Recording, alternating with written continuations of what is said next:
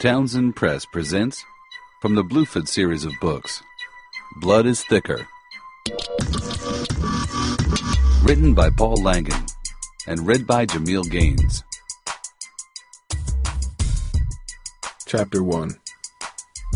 "Goodbye, Darcy," Hakeem Randall said, gently letting go of Darcy Wills, his girlfriend for the past year. The tears in her eyes were like daggers slicing deep into his heart. "Goodbye, Hakeem." He watched her walk down the short driveway. If there was anything he could do to stop his family from moving away, he would have done it. But the decision was out of his hands. Squinting under the Monday morning sun, Hakeem felt like someone had wrapped him in a heavy blanket of gloom. He wouldn't see Darcy again this summer, maybe not ever. And in just a matter of hours, his old friends at Bluford High School and his home in Southern California would be thousands of miles away.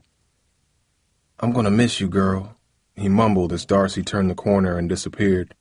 "You and everything else." Just weeks ago, his parents had informed him that they were moving the family to Detroit to live with Uncle James and Aunt Lorraine. The news struck Hakeem like a bomb blast, turning his world upside down overnight. Yet, as bad as it was, the announcement wasn't the worst thing he heard recently. 5 months ago, his father was diagnosed with kidney cancer. Surgery, chemotherapy, and the sickness it caused had reduced Dad's strength so much that he could no longer perform his job as a warehouse manager.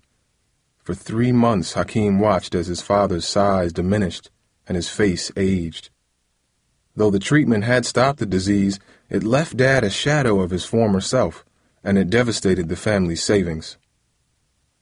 "We spent everything we had on medical bills, baby," Mom said tearfully a few weeks ago. "I don't know what's going to happen, but no matter what, I need you to be strong, Hakeem. I need you to be the man around here." Hakeem nodded solemnly in response, expecting that the family would find a small apartment nearby.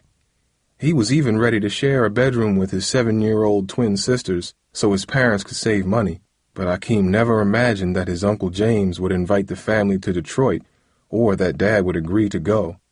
"I don't know what choice we have," Hakeem's father explained when he told the family the news.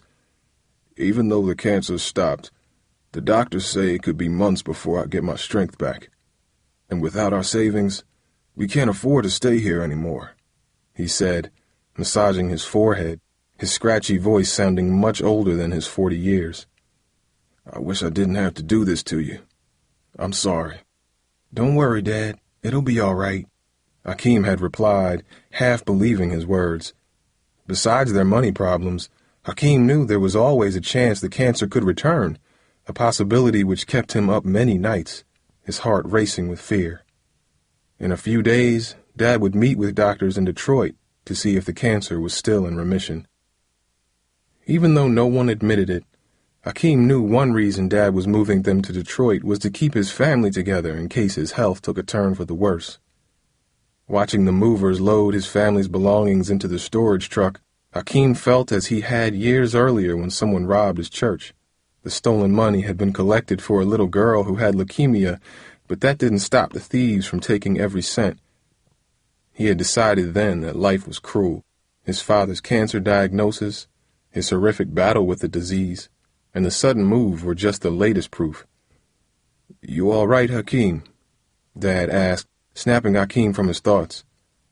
"I know it isn't easy saying goodbye to your friends, especially Darcy." "I'm fine, Dad. Darcy and I said what we had to say," Hakeem replied, trying to hide his sadness. "Be strong," he reminded himself. "That's it," his mother said as the movers closed the back of the truck. "Everything's packed, and the airport taxi is here. We gotta leave now. Come on, everyone." Hakeem grabbed his suitcase, the notebook he used as a journal, and his old guitar, and took one last look at his house. Without furniture and pictures, it was a cold and empty shell, not the place where he grew up. "I can't believe I'm not coming back," he thought, glancing down the street towards his school, Bluford High, just a few blocks away. "I need you to be the man around here." His mother's words echoed in his mind. "Come on, son," his father urged. The family was waiting in the cab.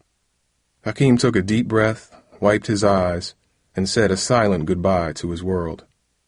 "Good men beat down," Smiles turned to frowns. There is no logic in a world so tragic. Hakeem read the words from his notebook. He had written them when his father first mentioned the move to Detroit. It seemed as if years had passed, not weeks. He flipped the page bitterly. The dull hum of the plane's engines had lulled the rest of his family to sleep, but Hakeem could not relax. His mind swirled with thoughts of Darcy and his closest friends, Cooper and Tara. Maybe one day he'd write a song for them, he thought. For years he'd been singing and playing his guitar. He joined his church choir in 2nd grade. Later, when he developed a stuttering problem in middle school, he discovered that it disappeared whenever he sang. Years ago, Mr. Smalley, the choir director, praised his voice. God gave you some talents, young man. Be sure you use them. Hakeem hadn't sung for the church in years, but he did perform from time to time at Bluford. Even when he wasn't singing, he was always jotting lyrics in his notebook for songs he might sing one day. Music and writing were two things he relied on when the rest of the world was a mess. In his songs, he could control everything. There was no cancer, no goodbyes, not unless he decided it. Hakeem glanced at the notebook and tried to remember everything he knew about Detroit. He'd been there once before. It was 10 years ago, when he was just 6 years old. Then, his father was to him the strongest person in the world, a person immune to disease, to cancer and chemotherapy, a superhero. What Hakeem did most during the visit was eat huge dinners at his aunt and uncle's house and play video games with his cousin Savan. The two boys were nearly the same age, though Savan was much heavier. "Savan's a husky boy," his mother used to say. During the weeks he stayed in Detroit, Hakeem and Savan played for hours on end. Hakeem remembered once the two were playing catch in the street when some teens stole their ball. "Thanks, Wimpy and Blimpy," the teens mocked as they strolled down the street, passing the ball around. The moment had stuck in Hakeem's mind. The teasing hurt, but it had also made him feel close to his cousin. They shared a special bond that moment. They were family. But when Hakeem returned to California, he gradually lost touch with Savan. An awkward phone conversation 3 years ago at Christmas was the last time they talked. And now, after so many years, the dim memory of Detroit was bittersweet, a reminder of a past long gone. Staring out of the small window next to his seat, Hakeem watched a veil of wispy clouds pass beneath him. His memories did little to erase the hole the move was carving into his life. "I miss home already," he thought, stretching back in his seat and closing his eyes. "I miss home." "Are we there yet? Are we at Uncle James's house?" asked Charlene, one of Hakeem's younger twin sisters. "Almost," Dad said wearily from the passenger seat of the rental car. Since Dad got sick, Mom drove the family everywhere. "You've been asking that ever since we landed," snapped Charmaine, rolling her eyes at her sister. "Can't you just stop talking?" Hakeem yawned and said nothing. The hour wait to get off the plane and pick up their bags was tiring. Now the 25-minute drive through city traffic to Uncle James's house felt like slow torture. His sisters only made it worse. "Is this it?" Charlene asked suddenly as the car stopped at a traffic light. "Is this where we're going to live at?" "Shut up," Charmaine groaned. "Girls," Mom snapped, "if you don't stop whining, I'm going to give you both something to whine about." "Make a right up there on Sawyer Street," Dad interrupted. His tired voice silenced everyone. Outside, the houses were older and more densely packed than those back home. Made of red brick, many were row homes, though a few bigger houses did stand alone on some blocks. At the end of one street, Hakeem spotted a playground with a swing set and a basketball court. A steel fence surrounded the park, making it look more like a prison yard than a playground. Several teenage boys were shooting baskets as Hakeem and his family passed. One reminded Hakeem of his best friend, Cooper Hodden. Coop was one of the toughest people he knew, but he was also one of the nicest. When he found out that Hakeem was moving away, Coop had almost cried. "Stay with us, Hawk. My mom says we got room for you," he insisted. "Besides, she likes you more than she likes me." For a second, Hakeem had considered Cooper's offer. He desperately wanted to stay, but he couldn't abandon his family, not with everyone depending on him. Still, as he gazed out at the unfamiliar neighborhood, part of him wished he'd listened to Coop. On a corner up ahead, Hakeem noticed two guys sitting on the steps of a house. One had a sharp, angular face and wore a sideways baseball cap. The other was shaved bald and shirtless, his chest as wide as a barrel. Both glared at the car as the family approached. Hakeem felt a nervous twinge in the pit of his stomach. Seeming to sense tension, Hakeem's mother pushed the accelerator, and the rented sedan lurched forward. "Welcome to the neighborhood," Hakeem thought bitterly to himself. As they drove further up Sawyer Street, the homes gradually began to resemble what Hakeem remembered from his childhood. Some featured small porches with chairs and iron railings. Others had driveways and tiny front yards lined with flowers. While an occasional house was boarded up and empty, most looked recently painted. "One more block," Dad said as the car passed two young boys racing each other along the sidewalk. Hakeem remembered how he and Savan had run up and down the streets years earlier. He wondered what his cousin would be like today. Mom slowed the car to a stop in front of a green and white three-story house. "Here we are," she announced, her voice more relieved than excited. "It's smaller than I remember it," Hakeem said. "That's because you're bigger," Dad replied with a haggard smile. Though his face looked older, his intense black eyes were as clear as ever. "Looks like James had the house painted. The color's different," he added. "How did you remember something like that?" Mom asked, unbuckling her seatbelt. "My memory still works, even if the rest of me ain't what it used to be. That house used to be bright yellow, kind of an eyesore. Good thing they repainted it." Dad chuckled then, a sound as scratchy and dry as sandpaper. Hakeem cringed at Dad's raspy laughter, a scar of the illness that had threatened his father and driven them out of their home. Keeping his thoughts to himself, he stepped out onto the curb and scanned his new neighborhood. At the end of the block, a fire hydrant gushed water onto the street. In front of it, a crowd of children splashed loudly, their joyful screeches mocking Hakeem's mood. Somewhere far off, sirens screamed into the summer air, while overhead, a jet plane rumbled across the sky. Across the street, a mottled German shepherd growled menacingly from a nearby porch. Hakeem shook his head at the strange chorus of sounds. He felt as if he'd just been dropped into the center of a strange and hostile world. "They're here!" a husky voice called from behind an open window. "It's about time!" Hakeem glanced up from the trunk and saw a muscular young man with tightly braided cornrows step out of the house and come toward his mother. He wore a white T-shirt and navy blue and white striped athletic pants. A thick silvery chain with a glimmering letter S hung from his neck. Hakeem didn't recognize him. "Savan, is that you?" Hakeem's mother asked. "Savan?" Hakeem's jaw dropped. It couldn't be. The person who stood before them looked nothing like the overweight kid from years earlier. Instead, he resembled a middleweight boxer. "Who else would I be?" Savan asked, strutting down the short walkway with his thick arms swaying from side to side. "What's up, Uncle Henry?" Savan said as he approached the car. "How you doing, Aunt Selma?" Hakeem's mother threw her arms around Savan. "I can't believe my eyes, Savan. My lord, I almost didn't even recognize you. You've grown into quite a young man." "Well, that's what happens when you don't see somebody for 10 years, Savan said proudly. "Last time you saw me, I was just a chubby kid," he added. 10 years is too long for a family not to see each other, Hakeem's mother replied, shaking her head at her own comment. "Where does the time go? You kids grow up so fast." "Oh, don't start getting sentimental on me, Auntie. Looks like we're going to have lots of time now," he added, and then turned to Hakeem. "What up, cuz?" Savan asked, his eyes squinting slightly. "Now, you don't look that different from back in the day.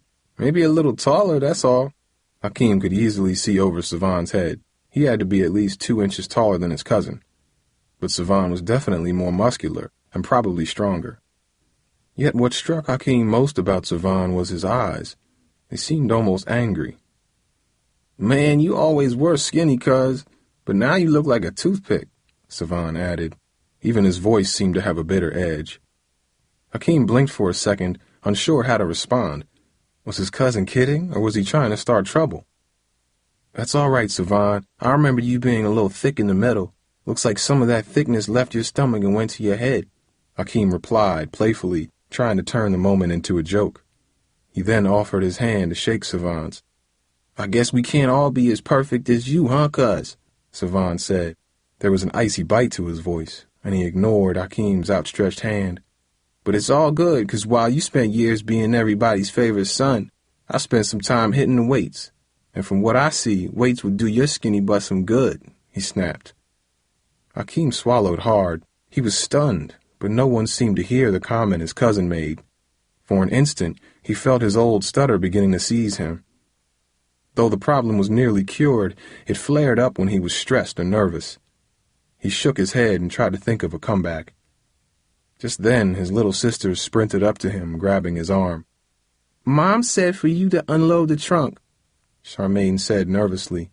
Savan looked down at them and then laughed. "Oh no, you brought rugrats," he exclaimed. "2 of them." "We ain't no rats," Charlene protested. "So don't be calling us that." "Don't get mad, I was just teasing you," Savan said. "You better get used to that, 'cause I do a lot of it." Charlene frowned and moved closer to Hakeem, as if she was looking for protection. He put his hand on her shoulder. "It's okay, Charlene. He's just playing, that's all." "Oh, thank God you made it," a woman's voice interrupted. "I've been praying ever since you left California." Hakeem turned to see his Aunt Lorraine standing on the porch. She looked heavier than he remembered, but she still had a sweet, round face and a warm, inviting smile. "And look at the toothpick they brought with them," Savan laughed, pointing his finger at Hakeem.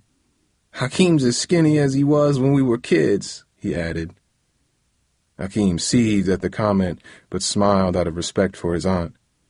"Oh, he's just fine," Aunt Lorraine said, waving Savan away with her hand. "And he's good-looking, too. I bet you had all the girls back home chasing after you." Hakeem blushed and shook his head as she came closer to him.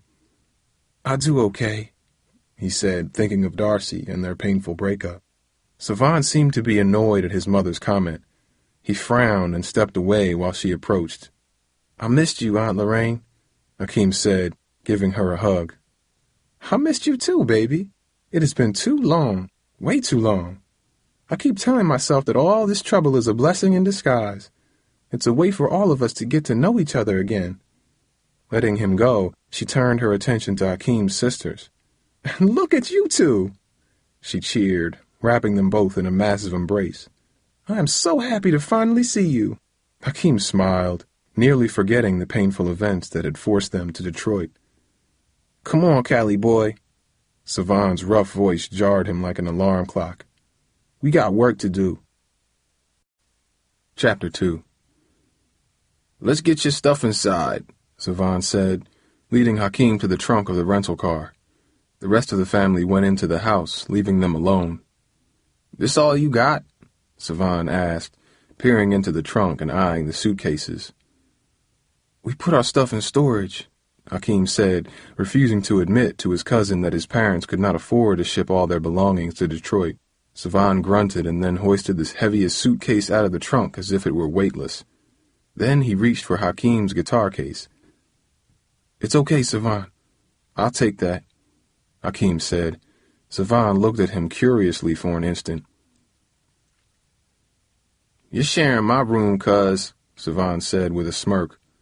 "Whatever is yours has to go up to the 3rd floor. You sure you can handle it? You looking a little broke down." Hakeem rolled his eyes. Savan's comment was bad enough, but the news that he'd have to share a bedroom with him was even worse. "Man, don't worry about me," Hakeem grumbled, grabbing his guitar and following his cousin. Hakeem was tired when he and Savan finished unloading the car.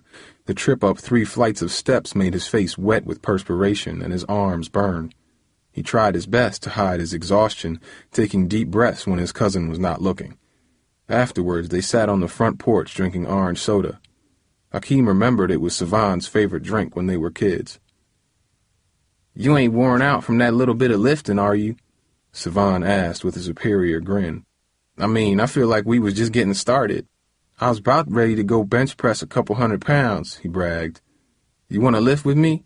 Man, you didn't get up at 6 a.m., fly halfway across the country, and leave all your friends behind. I'm tired, Hakeem admitted. Don't tell me you're asking me to feel sorry for you. You don't even want to go there, not with me. You think I want to be sharing my room with you? Please. Savan scoffed. He looked genuinely disgusted. Again, Hakeem was caught off guard. Savan, what's your Check it out, yo. There go my homeboys. Savan interjected, jumping out of his chair and rushing off the porch. Hakeem watched as his cousin approached a group of guys gathered in the street. Including Savan, there were 5 of them. One had a Rottweiler which he restrained with a thick leash. The dog seemed friendly, but it looked as if it could devour a small child if it wanted to. "What's up, partners?" Savan called out as he crossed the street. "Sup, Savan?" answered one of the guys as he blew a whitish-gray cloud of cigarette smoke into the air. "We just wanted to know if you was still down with Friday night," another guy asked. "You know I'm down, Tariq," Savan asserted. "You think I'm getting soft or something?" "We was just checking," the kid answered. "Ain't nothing to get hyped about." "Oh, you ain't seen me get hyped," Savan exclaimed. "Just wait till Friday night." The guys laughed. "I just hope we get out before the cops come," said Tariq, glancing for a second at Hakeem. "Man, there ain't nothing to worry about." Hakeem nearly dropped his soda. Right in front of him, Savan was boasting about something illegal and dangerous. Hakeem tried to listen to the conversation, but a passing truck momentarily masked Savan's voice. Even with the noise, Hakeem could see that his cousin dominated the conversation. Savan was a blur of motion, wildly moving his arms and occasionally punching his fist into the air to emphasize a point. Savan's friends laughed and nodded at what he was saying. "Savan, Hakeem, come inside," Aunt Lorraine called from inside the house. "Yo, I'll catch up with y'all later on," Savan said to the group of guys as he headed toward the house. "You know where to find us," one of the guys called out. Savan returned to the porch and glared at Hakeem. "What was you doing, listening to every word?" "No, That's what I thought," Savan snapped. "You didn't hear nothing." Aunt Lorraine ushered the family into the modest dining room where a full spread of food was waiting. There were fried chicken, macaroni and cheese, homemade cornbread, and a pineapple upside-down cake. The aroma reminded Hakeem of his visit years earlier. Back then, Aunt Lorraine put homemade dishes on the table almost every night. She cooked so much good food that Hakeem's dad called her the magician in the kitchen. "Everybody dig in," she said after saying a brief prayer. Then she smiled and heaped a huge spoonful of macaroni on Hakeem's plate. "Now I want you all to make yourselves at home. This is how we eat around here, which is probably why I can't seem to lose any of this weight," she chuckled. "Are we always going to have this much food?" Charlene asked. "At least until September, baby," Aunt Lorraine answered, putting a chicken leg on her plate. "One good thing about being a third-grade teacher is that I get my summers off, and when I'm home, I like to cook up a storm, especially when we got guests." Lorraine smiled as she talked. "So, where's James?" Hakeem's father asked. "How come he's not eating with us?" "He ain't never here," Savan said, reaching an arm in front of Hakeem to get a piece of chicken. "Oh, he's working," Aunt Lorraine explained. "I ain't never known a man that works the way he does. He's at that furniture store practically from morning till night, 7 days a week." "His brother used to be the same way," Hakeem's mother said, putting her hand on Dad's arm. "He was at that job so much I used to call it his second home. We hardly ever saw him with the hours he kept." "That's just the way we were brought up. Our dad was from the South, and he told us that the only way a black man could make it in the world was to work harder and smarter than the next guy. So that's what we did." "Yeah, well, some kids today don't seem to know a thing about that lesson," said Aunt Lorraine, glancing at Savan. For an instant, a tense silence swept over the table. Hakeem took a sip of his drink, and Savan grabbed a piece of cornbread. Hakeem's sisters looked at their parents. "James is working late tonight because there was a break-in near the store a few nights ago," Aunt Lorraine said. "A break-in?" Mom exclaimed. "That's terrible." "Mm-hmm," Aunt Lorraine nodded, swallowing a mouthful of macaroni. 2 stores been robbed on the street in the past month. I told him to get a guard dog, Savan said, a pit bull or a Rottie.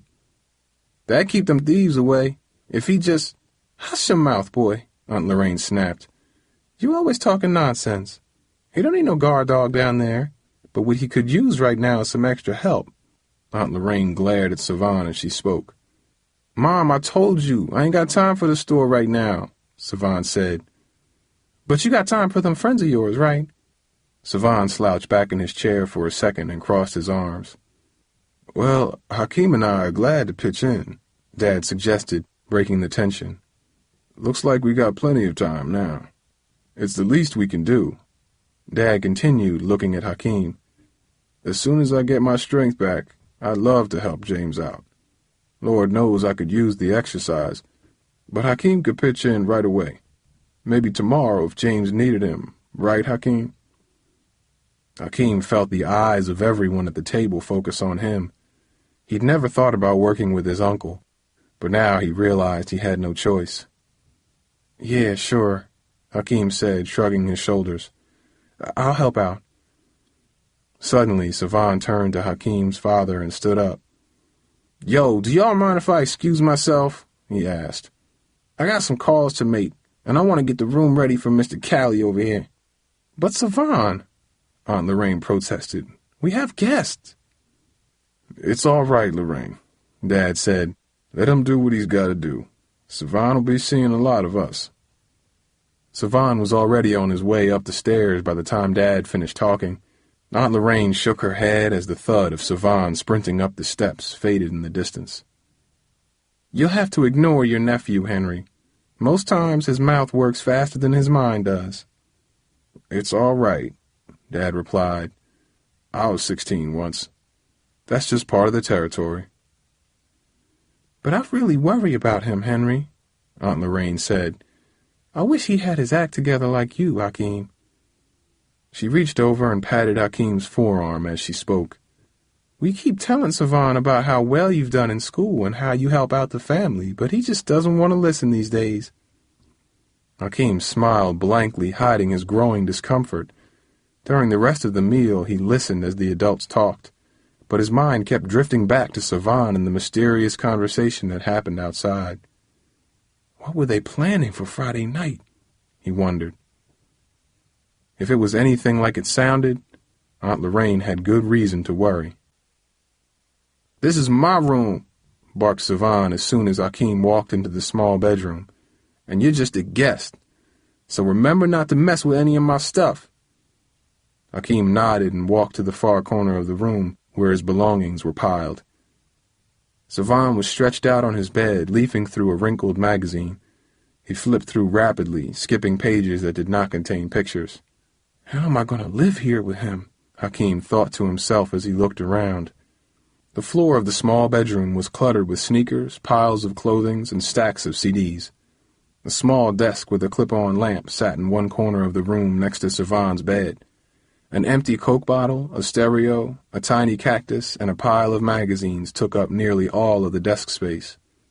A full-length mirror was attached to the back of the bedroom door, and posters of hip-hop artists covered most of the walls.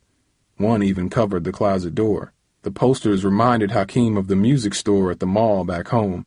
The store was so loud and crowded that it usually gave him a headache. The only thing Hakeem was happy to see was a window located at the foot of Savan's bed. The window was open, and a breeze cut some of the heat that filled the room. A second single bed with a black metal frame and a bowed mattress lined the far wall.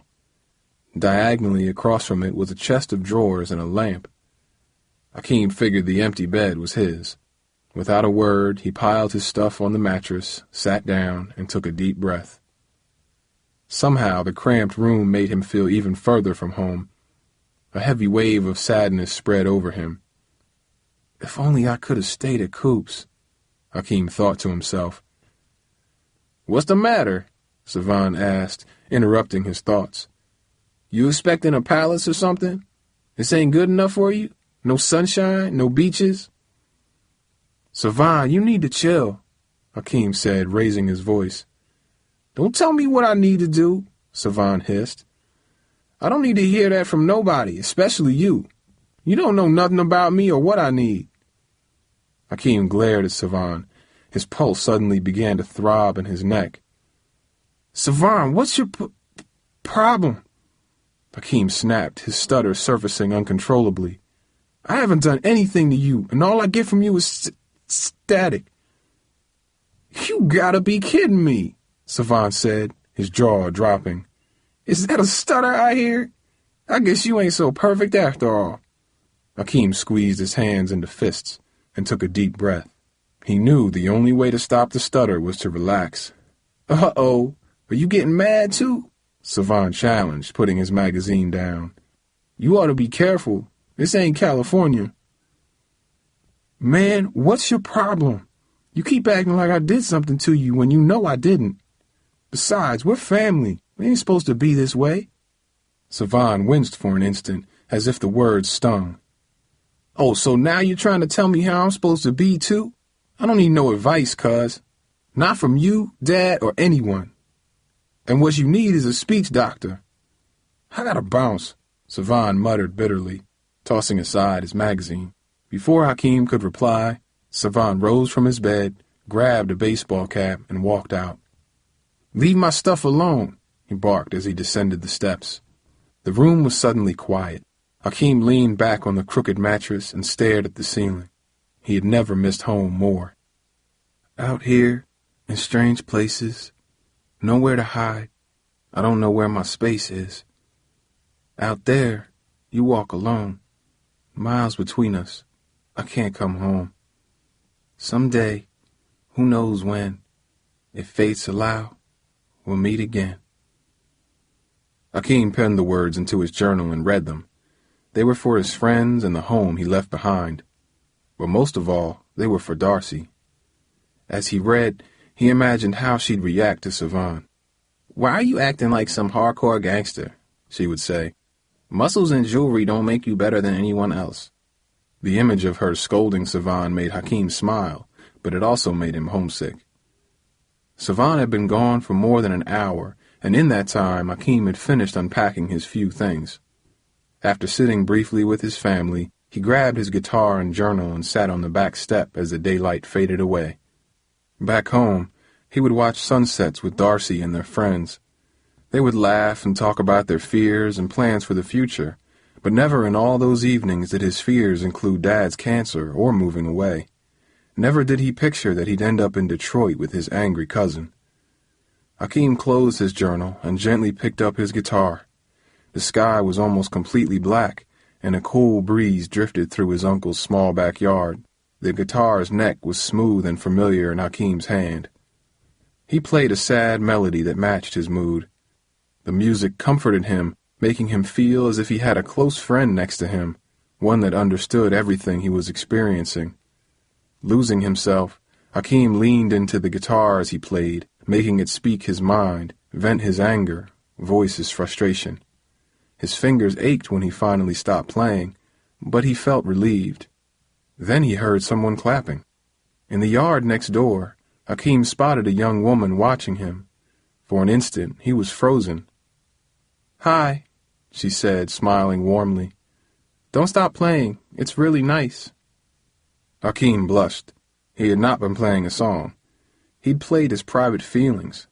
Knowing that she had been watching him made him suddenly feel naked. He tried to think of a song to play, but his mind went blank.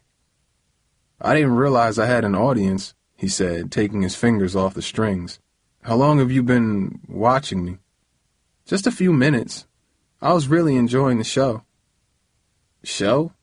Hakeem said, watching her closely. She was leaning against the metal fence that separated the two backyards.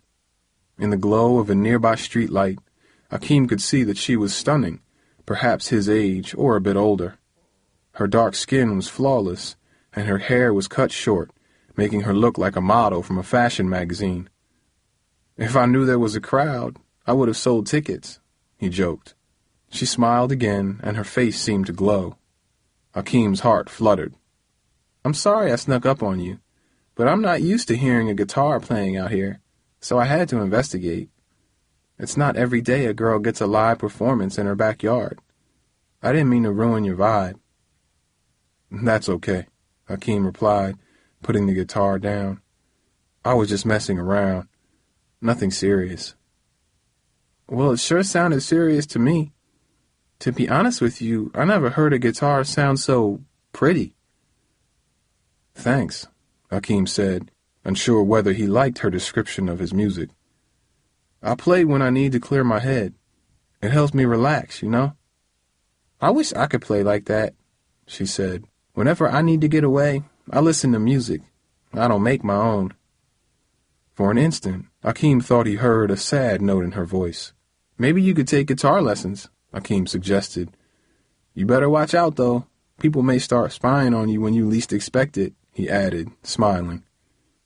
Maybe you could teach me, she replied, seeming to ignore his comment. Hakeem could see a playful glint in her eye. That's a lot to ask someone you don't even know. You're right, she said, walking over to the fence directly across from him. That's why you should introduce yourself to me. What's your name? Hakeem blinked, unprepared for her question. I'm Hakeem, he said. Well, it's nice to meet you, Hakeem. I'm Anika, she said, moving closer and wrapping her fingers into the wire fence. So tell me, what are you doing in my neighbor's backyard? This is my aunt and uncle's house. My family and I just moved in from California. Oh, you're that cousin Savant's been talking about. You talk to Savant? Hakeem asked. Not so much anymore, but I hear him all the time, Anika replied, crossing her arms. He's always hanging out in the corner with his crew, and you can't miss his big mouth when he's talking. I heard him complaining the other day about how he had to share his room with some cousin from Cali. As she spoke, Anika mimicked Savant's voice and manner. Hakeem smiled at her imitation. No wonder I got such a warm welcome, he said. Well, if you ask me, it was you who got the bad end of that deal, not him. Anika tilted her head and raised her eyebrow to emphasize her point. Hakeem rubbed his chin and tried to hide how much he enjoyed Anika's company. She was so pretty, and she seemed completely honest. Looking at her, he couldn't help noticing her body, the way her hips filled her denim skirt, the way her stomach was visible just beneath her snug t-shirt. So, you and Savant have known each other for a long time? Hakeem asked. Ever since 5th grade, though it feels like forever. That's when my mom skipped town with her smooth-talking boyfriend, Anika said bitterly. She sent me here to stay with my grandma, and I've been here ever since. But all that's ancient history, she added, shaking her head. Again, Hakeem detected sadness in her voice. He wanted to know more about her. Suddenly, the voice of an elderly woman yelled from inside Anika's house. Anika, the voice said. Uh-oh, there goes my grandma again. She can't get down the stairs too well without me, Anika said, her face looking strained. I love her, but sometimes I just want to run out that door and never come back. Hakeem nodded, thinking about Savant and the summer ahead. I know the feeling, he said. Anika, the frail voice called again. Where are you, girl? 1 second, Grandma, Anika yelled, heading toward the house and then turning back to Hakeem. Well, I gotta go. Grandma needs me, she said quietly. Besides, I'm sure we'll see each other again, you know, for my guitar lesson. Definitely, Hakeem replied, watching Anika disappear inside the blue house next door. As soon as she closed the door, Hakeem grabbed his notebook. He glanced at the lines he had written for Darcy earlier in the evening. Then he turned to a new page and began writing. This time what he wrote was not just about Bluford or Darcy. It was also about Detroit and what had happened to him since he arrived. But most of all, he noticed as he reread the pages later that night, it was about Anika, the first person to make him feel as if the move to Detroit might not be so bad. Chapter 3. Hakeem woke up the next morning in a daze. For an instant, he thought he was home in his old bed and that the move to Detroit had been a bad dream. But then he noticed the unfamiliar posters and felt the uncomfortable bed spring in his back and knew the move was all too real. Reluctantly, Hakeem sat up and stretched. He heard the heavy, wet sound of snoring and glanced over at the bed across the room. Savan was asleep, buried under a layer of blankets. Only his foot was visible, poking out from beneath his blue sheet. Apparently, he had come in some time after Hakim had fallen asleep. At least he's quiet for once, Hakim thought, enjoying the morning silence. A crumpled $50 bill lay on top of some papers on Savan's desk. How'd he get that? Hakim wondered. Savan grunted and turned over, violently pulling the sheet tight against his body. For an instant, he looked eerily like a corpse in a body bag. Hakim shuddered at the image. After showering and getting dressed, Hakim headed downstairs. His father and Uncle James were sitting together at the dining room table. They were talking but stopped suddenly when they saw him. The look on Dad's face was grim. "There's my man," Uncle James said, standing up and smiling broadly. "I was about to head up there and wake you, but your dad said you were tired from all that traveling." "How you doing, Uncle James?" Hakim said, hugging him. It had been years since he had seen his uncle. Uncle James was 2 years older than Dad, but he looked 10 years younger. Seeing him was like looking at a snapshot of Dad taken before the chemotherapy, another reminder of the past Hakim could not reclaim. "I'm doing all right," he said, grasping Hakim for several long seconds. Hakim felt like a child in his uncle's embrace. "I'm glad you got here safe and sound, and I like that you got up so early. Not everyone in this house is an early bird." Hakim knew his uncle was referring to Savan, who was still sound asleep when Hakim got out of the shower. "Uncle James could use some help at the store, and I told him you were willing to lend a hand. He's about to head over there now, and I thought you might want to go with him," Dad said. Hakim knew he didn't have a choice. If his father were healthy, he'd help Uncle James without any hesitation. But with him still recovering, the job was Hakim's. "Hakim, I can't do what I used to do. Not now, anyway. I'm expecting you to fill in for me until I get better," he'd said. Since then, Hakim had taken on many tasks around the house.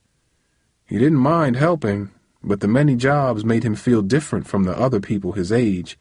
Kids who didn't have to save money for their parents, shop for groceries, take care of their sisters so Mom and Dad could go to the hospital. Dad's request was the latest in a long list of jobs Hakim got, but never asked for. "Sure, I'll help," Hakim replied. "That's my man," Uncle James answered, patting Hakim on the shoulder. Dad nodded, his tired eyes haunting Hakim as he left the house with Uncle James. The drive to the furniture store from Uncle James's house took only about 10 minutes, most of which were spent waiting at traffic lights. The store, J.R.'s Discount Furniture, sat in a strip mall bordered by Motown Liquors on one side and an everything for $1 market on the other. The cracked asphalt parking lot was pocked with potholes and littered with broken glass. As they neared the front door, Hakim noticed that the entire storefront was hidden behind a thick metal screen. "Me and Savan put this up about 5 years ago to protect the glass," Uncle James said, unlocking the screen and hoisting it over his head until it disappeared above him like a garage door. "It ain't easy doing business around here, but this is home, and I ain't going nowhere else," Uncle James added defiantly. With the metal screen raised, Hakim could see that the storefront was lined with thick glass panels facing the busy street. Each panel displayed giant letters that appeared to be hand-cut from neon-pink paper. The sign nearest the door spelled out, "Summer Sale, Sofas and Chairs 40% off." On the other side of the door, Hakim noticed a smaller orange and black sign that read, "Help Wanted."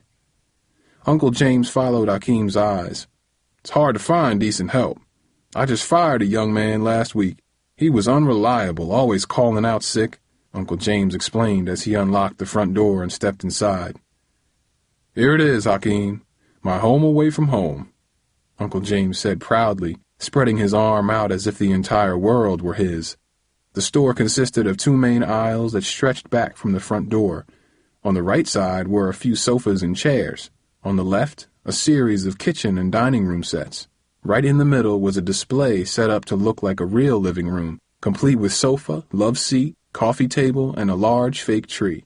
Its leaves were coated with a layer of fuzzy gray dust. Hakeem smiled, imagining his friend Tara's reaction to the display. "Now that is one sorry living room," she'd say. "And who would want a giant dust tree in their house? You'd have to pay me to put that anywhere except the trash." "I started out in a tiny store a few blocks north of here," Uncle James said, interrupting Hakeem's thoughts. "I was just a few years older than you, working for an old guy who wanted to get out of the city. He sold his place to me. After working hard for a few years, I was able to move into this building where we got 3 times the space." "Looks nice," Hakeem replied politely. Outside, an ambulance raced past the store, its sirens fading in the distance. Uncle James looked up for a second, but then continued. "A lot of stores have closed or moved out over the past few years. Me, I'm staying. This neighborhood needs businesses. Kids need to see that there are ways of making a respectable living without getting involved in the garbage that happens on those streets. Now, if only I could get your thick-headed cousin to listen to me.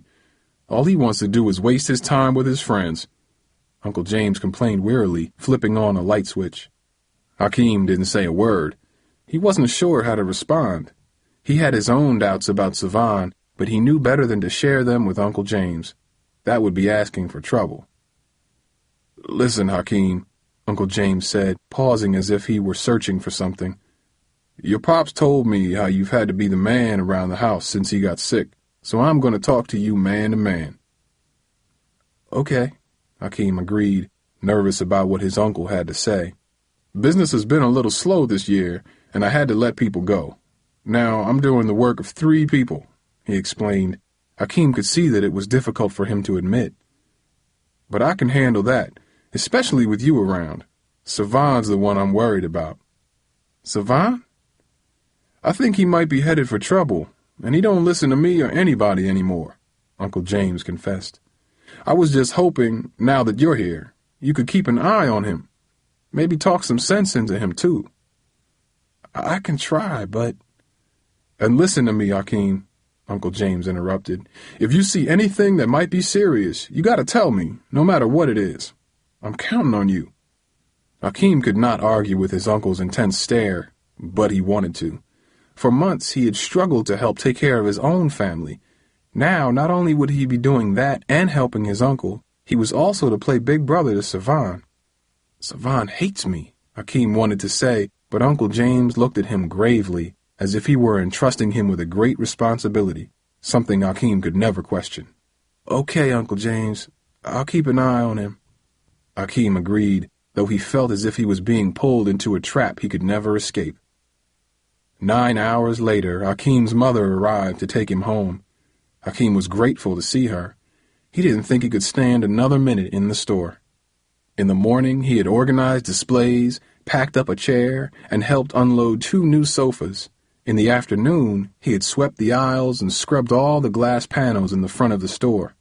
It was as if Uncle James had saved work for months so he could make Hakeem do it. "How was work today?" Mom asked as he collapsed into the passenger seat of Aunt Lorraine's beat-up Nissan. "It was okay," he replied, releasing a deep sigh. His arms burned and his legs ached, and he felt as if he had run a marathon. The drive back to the house took just a few minutes. As Hakeem wearily climbed the front steps, his mother put her hand on his shoulder. Her skin looked worn and thin in the late afternoon sun. "You know, Hakeem, your dad and I are really sorry that we had to move you out here." "I know, Mom. If there was any other way, I know. Hakeem insisted, unable to hide his frustration. He knew the trap he was in. He didn't need her to remind him again. "You told me 1,000,000 times already, there's nothing you can do, and there's nothing I can do. I just gotta deal with things right now. Believe me, I understand." "Understand what?" A voice cut in from inside the house. It was Dad, his forehead creased with concern. Hakeem's mother's hand dropped from his shoulder like a stone. "Nothing, Pop," Hakeem said. For months he had tried his best never to complain to his father. Dad had enough on his mind. We were just talking about work stuff." "Oh," his father replied. Everything okay today? Yeah, Dad. Everything was fine. You sure, son? I'm just tired, that's all. And hungry, he added, hoping to change the subject. Well, I think your aunt can take care of that, Dad said, stepping aside so Hakeem could get to the dining room. Savan rushed out of the dining room just as Hakeem entered. The two nearly collided. Hey, cuz, you gonna take my seat at the dinner table, too? Savan mumbled so no one else could hear him. His eyes glared with fury. What? Hakeem asked. He wasn't ready for his cousin. Not now. Don't act surprised. You're already taking everything else, he said with a scowl, and then turned to his mother. I'll be back later tonight, Mom. I gotta help Tariq with something, Savan said, and then dashed out the door. Don't be back too late, Aunt Lorraine hollered, but Savan was already gone. I swear that boy will give me an ulcer. After dinner, Hakeem went upstairs, closed the door to the small bedroom, and collapsed on the bed. He wished he could go away, that no one would ask anything more of him. But then he heard a soft knock on the door. What? He grumbled. What are you doing? Said a child's voice. It was his sister, Charmaine. I'm minding my own business. It was what he usually said to his sisters when he didn't want to be bothered. But as soon as he said it, he felt guilty. He knew the adjustment to Detroit wasn't any easier on them. Come on in. Charmaine and Charlene opened the door, walked in, and then sat on the bed next to him. How are you two doing today? He asked. Fine, Charmaine said. She looked at her sister and giggled. What is it? He asked, trying to be patient with them. We met this pretty girl next door, and she told us that you're supposed to teach her to play the guitar, Charlene said. Hakeem smiled, remembering his talk with Anika. Is that all she said? She said you're cute, too, Charlene added and then started to laugh. Oh, no, she didn't, Hakeem said. Yes, she did, the girls replied together in between bouts of laughter. So what's so funny about that? That just means she's got good taste, Hakeem said, tickling them both. Their laughter cheered him up, reminding him briefly of home and a time when cancer was something he'd heard of on TV, not seen in his own house. Moments later, Hakeem heard a voice downstairs and knew that Uncle James was home. You did good work today, Hakeem, Uncle James yelled. I hope you're getting your rest. We got a big shipment coming tomorrow, and I sure could use you. Hakeem cringed at the idea of another grueling day at the store, but he knew Dad was listening to his every word. I'll be there, he said. Good. Don't stay up too late. You're going to need your strength. Without a word, the girls left the bedroom and closed the door. Dreading the day to come, Hakeem changed out of his work clothes, stretched out on the bed, and fell into a deep, dreamless sleep. Chapter 4. Let's go, Hakeem, Uncle James said, knocking on the bedroom door and jarring Hakeem from sleep. We're going in early. The dollar store next door got robbed. Hakeem opened his eyes, saw the clock, and groaned. It was 7:30, and every muscle in his lower back was sore from the previous day's work. I want to go home, he thought. Savan's mattress creaked, and he heard movement from the other side of the room. It was the second night in a row that Hakeem hadn't heard his cousin go to bed. Hakeem wondered how late Savan had been up. He was about to ask him when he noticed that Savan had grabbed a pillow and put it over his head. Hakeem yawned, rubbed his eyes, and headed for the shower. A half hour later, Uncle James and Hakeem got to the store. A police car was pulling away when they arrived. An Asian man standing in front of the dollar store watched them closely as they approached. That's Mr. Sung, Uncle James said. He owns the dollar store. He called me this morning about the robbery. As soon as they got out of the car, Uncle James walked over to Mr. Sung, and the two began talking. Uncle James's face looked tense when he returned. That's the third robbery around here in the past month, he said angrily. I don't know what the cops are doing, but I got one of the only stores that ain't been robbed, Uncle James added. I know we need it, But I can't afford no alarm system right now. Akeem and his uncle inspected the exterior of the store before going inside. Everything seemed undisturbed. Still, Akeem had an eerie feeling knowing that just hours earlier someone was creeping around in the dark. What if the person carried a gun? And once the store opened, work was even worse than the day before. A new sign, painted on the glass by Uncle James, announced a 2-day sale with huge summer discounts. Akeem was surprised to see that it attracted a steady stream of customers, which thrilled his uncle. But while Uncle James attended to customers, Akeem mopped and scrubbed the rear of the store by himself. For hours he worked on his knees, scraping the cement floor until it was bright and clean. "The floor looks good, Akeem," Uncle James said late in the day. "Last time it looked like that was when Savan cleaned it about 6 months ago. That was just before all this nonsense with his friends started. He ain't done much in here since. That boy don't know the meaning of work, not like you," he said. Akeem's jaws tightened at his uncle's words. Something about them made Akeem feel dishonest. "You and Savan get a chance to talk yet?" "No, not yet. I've been working whenever he's home," Akeem replied, knowing that work wasn't the real reason the two weren't talking. James nodded thoughtfully and said, "Why don't you take tomorrow morning off? Maybe you two can hang out or something." "Are you sure?" Akeem asked. "Yeah, you earned it," Uncle James said, leaving to greet a customer. Great, Akeem thought, imagining a conversation with Savan. While time off sounded nice, a day with Savan seemed almost worse than a day of work. "Your uncle is so pleased with your work," Aunt Lorraine gushed at dinner that night. "He said you learn fast and work hard." "Thank you," Akeem mumbled between bites of his cheeseburger. "I see all the work at this store has increased your appetite," Mom said with a smile. "You keep working that hard and you're going to look like Savan." Akeem smiled uncomfortably and poured a glass of soda. "Yeah, and hopefully he'll be a little more like Akeem," Aunt Lorraine said. "I sure hope that boy gets his act together. He and James got into a big argument a few months back, and he's been walking around with a chip on his shoulder ever since. I know James is tough on him sometimes, maybe a little too tough, but it's only 'cause he doesn't want Savan to get in trouble like so many of the kids around here.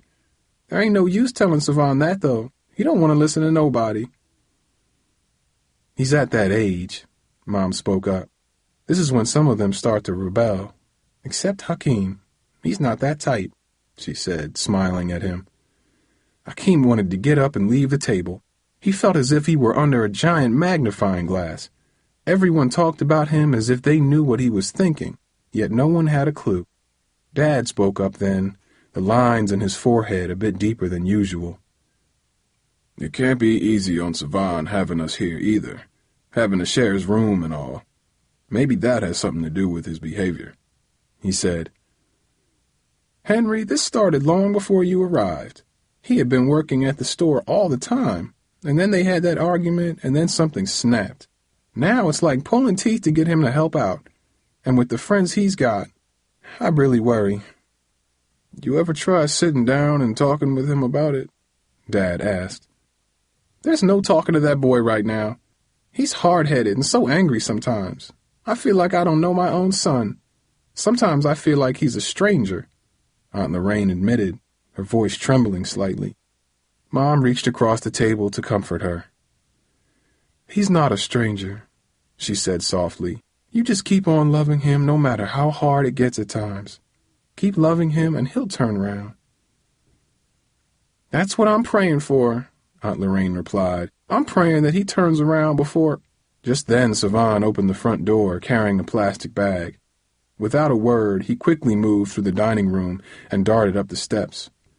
Everyone watched him in icy silence. Seconds later, the upstairs door closed with a muffled thud. The sound was followed quickly by the rhythmic bass of rap music thumping like a giant heartbeat in the ceiling overhead. "You see what I mean?" Aunt Lorraine said. Dad nodded thoughtfully. Hakeem sighed and rubbed his temples, trying unsuccessfully to push away the headache that was beginning to creep into his skull. After dinner, Hakeem reluctantly climbed the stairs to the bedroom. He had to get his guitar. Knowing Savan was in the room, he decided to be as quick as possible. Just rush in, get the guitar, and get out. There would be no words, no opportunity for confrontation. He'd save that for later, when he wasn't tired and his head didn't feel like someone was trying to hammer a rusty spike into his brain. At the top of the steps, Akeem paused outside the door and felt the heavy beat of the music. He rapped his knuckles against the wooden door, but the music continued. He knocked again, this time a bit louder. Still no response. Frustrated, he grabbed the doorknob and turned. It was locked. "What's he doing?" Akeem growled under his breath. Balling his hand into a fist, he pounded 3 times, making sure the sound would be heard over the music. For an instant, Akeem thought he heard shuffling inside. Then the music cut off. "What?" Savan said from inside. "It's me," Akeem said. "I need to get something. I need some privacy right now," he said with an edge to his voice. "Why don't you go back downstairs and talk about me some more? I'm leaving soon, and you can go to bed then." Akeem seethed with anger. Staring at the closed door, he wanted to smash it to pieces and then pound Savan's face. He took a deep breath and struggled to regain his composure. "Savan, I ain't playing with you, man. Just give me my guitar. It's all I want."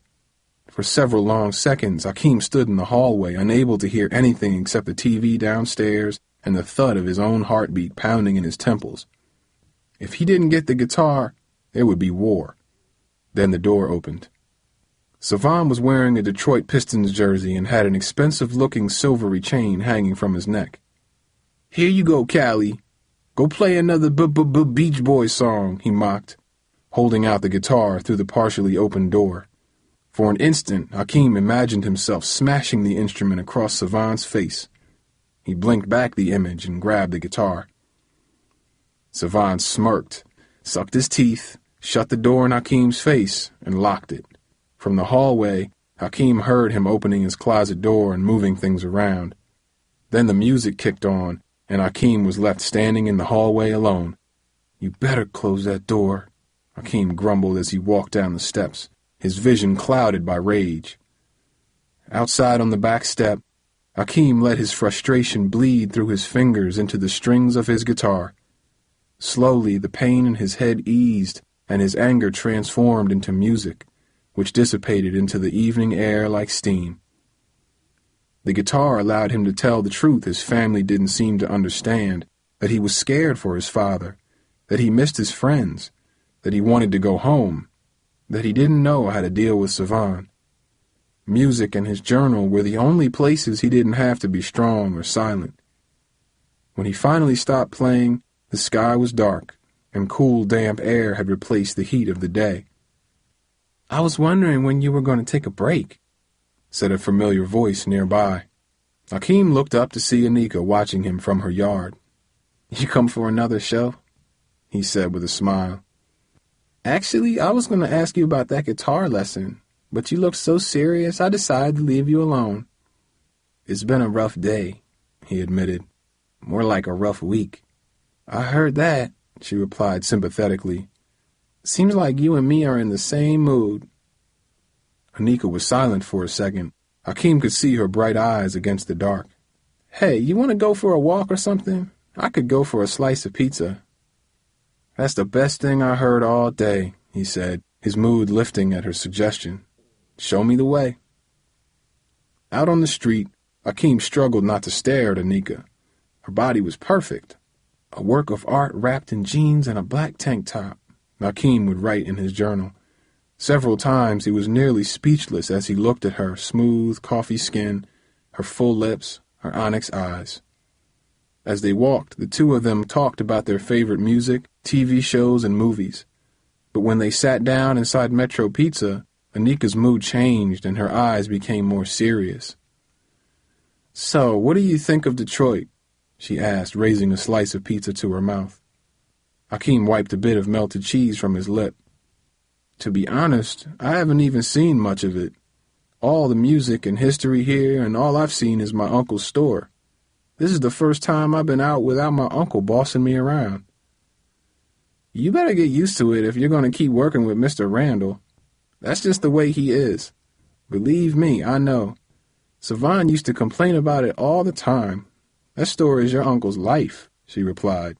Hakeem was bothered by the idea that Savan and Anika talked, but he kept his thoughts to himself. I'm starting to feel trapped there, and I've only worked a few days, he admitted. I know I should be grateful and all, but it's hard, you know?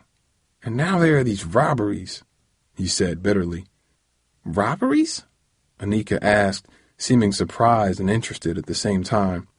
Yeah, the dollar store near my uncle's shop was robbed last night. He's so worried. He wants to have a security system put in. The police don't seem to have a clue who's doing it. Yeah, well, that doesn't surprise me. They're usually the last to know what's going on. There are so many thugs around here, they don't know where to look. Hakeem looked at Anika as she spoke. There was a bitterness in her voice, but what also struck him was the word she used, thugs. It was the word he noticed on Savan's magazine earlier that day. Most of the boys I knew from school are in jail or they're on their way. Some of the girls ain't much better. They commit crimes to get money or respect. It's sad. I used to be into that, but no more. Now, I just want to get out of here, you know? Hakeem nodded.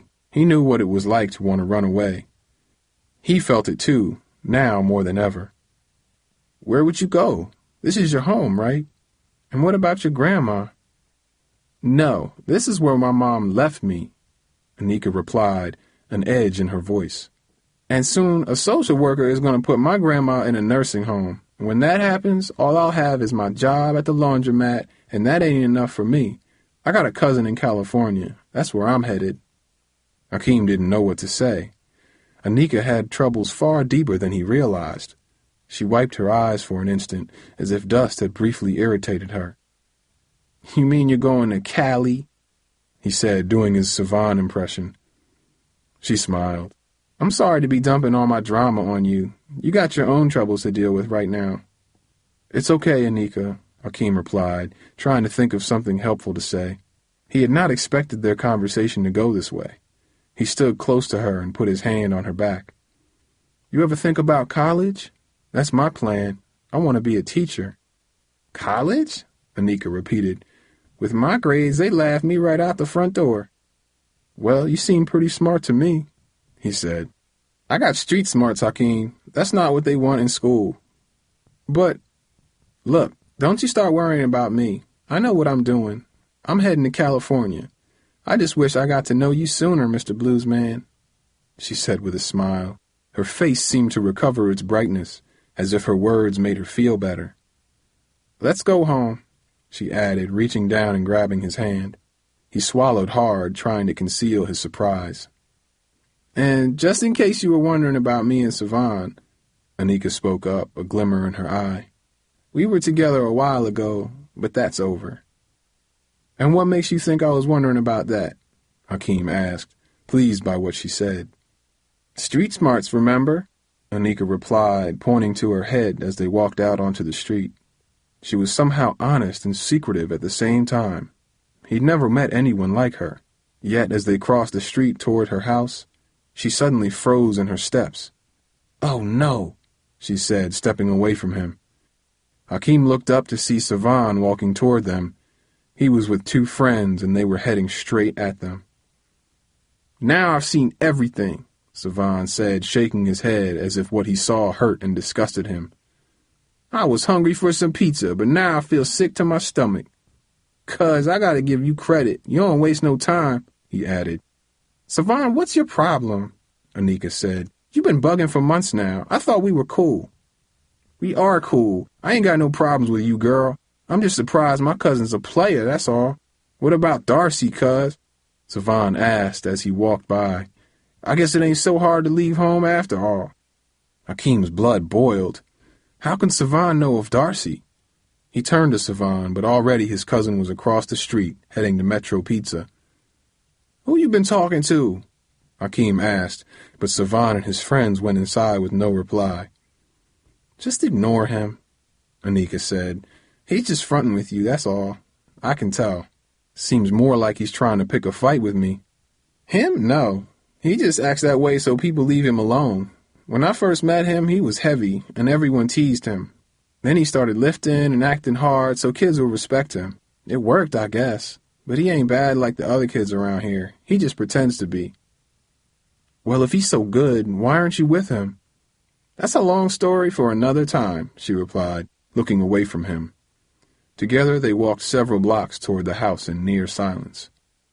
At one point, Anika pointed out a small laundromat not far from Uncle James's house. That's where I work, she said as they passed.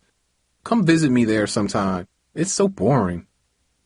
Hakeem fought to contain all the questions he had for her, and he still wondered how Savan knew about Darcy. There had to be some explanation. But what? Finally, they stopped walking in front of Anika's house. So, it sounds like you got a girl back home, she said suddenly. A girl? Yeah, you know, a girlfriend, she said, locking her eyes on him. Hakeem stammered, unsteady in her intense gaze. The situation is real confusing. Is that the Darcy Savan was talking about? Yeah, but we sort of broke up when I came here, he confessed, feeling a twinge of guilt as the words came out of his mouth. Do you miss her? Hakeem paused for a moment. Nervous energy trembled in his stomach. Sometimes, but not right now, he admitted, feeling stupid for being so honest. Anika smiled, bit her lip, and took a step back. I'm looking forward to that guitar lesson. Me too, he replied, taking a deep breath. Good night, Hakeem, she said as she walked up the step to her front door, the words sounding to him like music. Good night, he replied, excitement and confusion waging a silent war deep in his chest. Chapter 5. The minute he got inside, Hakeem headed upstairs. He wanted to see Anika again, yet he felt guilty, as if just thinking about her was somehow a betrayal of Darcy. He wondered if Darcy was dating someone else back home. The thought bothered him, but it did not push Anika from his mind. Her sad story echoed in his head like a catchy song. But what bothered Hakeem most was Savan. How did he know about Darcy? Could he have talked to Mom and Dad? Probably not. Then Hakeem noticed something unusual. His journal, which had been next to his bed, was missing. He glanced around the room and spotted it on top of a stack of entertainment magazines on Savan's desk. It was open and face down, as if someone was reading it and had put it down to save the page. Furious, Hakeem snatched the notebook from Savan's desk and glanced at the open page. It was a note he had written to Darcy several weeks ago. The truth hit Hakeem like a punch in the stomach. Savan had read his private writing. I can't believe he read my journal, Hakeem said out loud, kicking a new pair of Nikes Savan had left in the middle of the bedroom floor. That's it, Savan, he growled. His cousin had gone too far this time. For an instant, something in Hakeem's mind snapped, and he saw the world in an angry red rage. That's it, he said again, opening Savan's closet. Now let's see what you're hiding. Hakeem leaned forward and scanned the piles of clothes, mysterious bags, and stacks of boxes in the closet. He grabbed a small shoebox from one of the piles. Popping open the lid, he found a collection of old photographs. On top was a crumpled family picture of two young boys. Looking closely, Hakeem realized it was Savan and him. They were sitting on the front step together, each with his arms resting on the other's shoulder. But Savan had a hand behind Hakeem's head making a V with his thick fingers, so that Hakeem appeared to have horns. Hakeem had never seen the picture. What struck him most about the photo was the smiles. Both he and Savan had wide, toothy grins. Hakeem couldn't remember feeling as happy as he looked in the picture. What happened to us, Savan? He asked, feeling a wave of sadness for a time he could not reclaim. A time before cancer and moving. A time before he and his cousin learned to dislike each other. But the anger in his chest was stronger, and he put the pictures down and dug deeper. In a second stack of photos, Hakeem found a wallet-sized picture of Anika. Its edges were worn and frayed. On the back, the words, "From your fly girl," were written in rounded letters. Anika looked younger, and her hair was in braids. The shot might have been 3 or 4 years old, he guessed. Akeem felt a wave of jealousy. He put the photos back and reached farther into the closet. Along the back wall, Akeem discovered an enormous stack of hip-hop CDs. It was the biggest collection he had ever seen outside a music store. It had to cost hundreds of dollars, maybe more. How could Savan afford so much music? Akeem wondered. Just then, he heard footsteps from downstairs. It had to be Savan. Akeem's hands began to sweat. He quickly closed the box and put it back exactly as he'd found it. Then he quietly closed the closet door and crept back to his bed. The sound on the steps grew closer. Akeem grabbed his guitar and began playing it softly, pretending to concentrate. There was a knock at the door. "Akeem, are you awake?" came his mother's voice from the other side of the door. Akeem shook his head and breathed a sigh of relief. "Yeah, Mom. Come on in." "Coop's on the phone," she said, opening the door. "For real?" Akeem replied, happily surprised. "Why's he calling so late?" "He forgot about the time difference. It's only 8:30 in California. I told him you were in bed, but he said it was important." Akeem raced downstairs and picked up the phone in the kitchen. "Coop!" he exclaimed. "What's up, yo?" Cooper began. "When your mom answered the phone, I was like, what's he doing in bed so early? But I forgot about the time difference." "Don't worry about it, Coop. I'm just glad to hear your voice, man. So what's going on? How are you and Tara doing?" Akeem asked, eager to hear news from back home. "We're fine. Tara's on my back every day to take her here and there, just like she always was," Cooper said. "I've been working real hard at the garage. Mr. Nye keeps promising me a raise, but I don't ever see one. How's your pops?" "I don't know, Coop," Akeem confessed. "He still seems tired all the time. I get scared thinking about that next checkup. What if it comes back, you know? You gotta keep the faith, bro. Your pop's a strong man. He'll be all right." "I hope you're right," Akeem replied. Cooper's words cut to the emotions Akeem hid from everyone else. For a minute, he struggled to tuck his feelings away where no one, not even Cooper, could see them. "Be strong," he reminded himself. "So what about you? How's your summer going?" Cooper asked. Akeem leaned his back against the wall and looked to see if anyone was listening. Uncle James was asleep in his chair in front of the TV. Everyone else had gone to bed except Savan, who hadn't come home yet. "Busy, Coop. All I do is work. It's different around here, too. The people, the neighborhood. It's only been a few days, I know, but, man, I really miss home," Akeem admitted. "What about that cousin of yours?" "Man, you don't even want to go there. The two of us don't mix, Coop, and I think he's headed for some serious trouble." As he spoke, Savan came in the front door. Akeem turned around, lowered his voice, and spoke softly into the phone. "But I can't talk about that right now." "You all right, bro?" Cooper asked. "I'm fine," he said, glancing back to see Savan going upstairs. "So how's Darcy? What's she up to?" There was a pause on Cooper's end. "Coop, you there?" "I have some bad news about Darcy," he answered somberly. Akeem felt a sinking feeling in his stomach. "What is it?" "It's her grandma. She collapsed today, and now she's in the hospital. It doesn't look good. She's really weak." Akeem felt his entire body go numb. He knew how close Darcy had been to her grandmother. Normally, he would be there to comfort her, but now he was thousands of miles away. It was as if he was forced to watch an accident he could not prevent. "Hop, you there?" Cooper asked. "How's Darcy holding up?" "She's with her family. Tara and I are keeping an eye on her. She'll be okay." "I wish I could be there for her right now." "Bro, you got your hands full with your own problems right now," Cooper said. "Just take care of things and I'll call you if anything changes. And remember what I said before you left. You got a place to stay here with me if you ever want to come home. I mean it." "Thanks, Coop," Akeem said, wishing there was some way he could return home.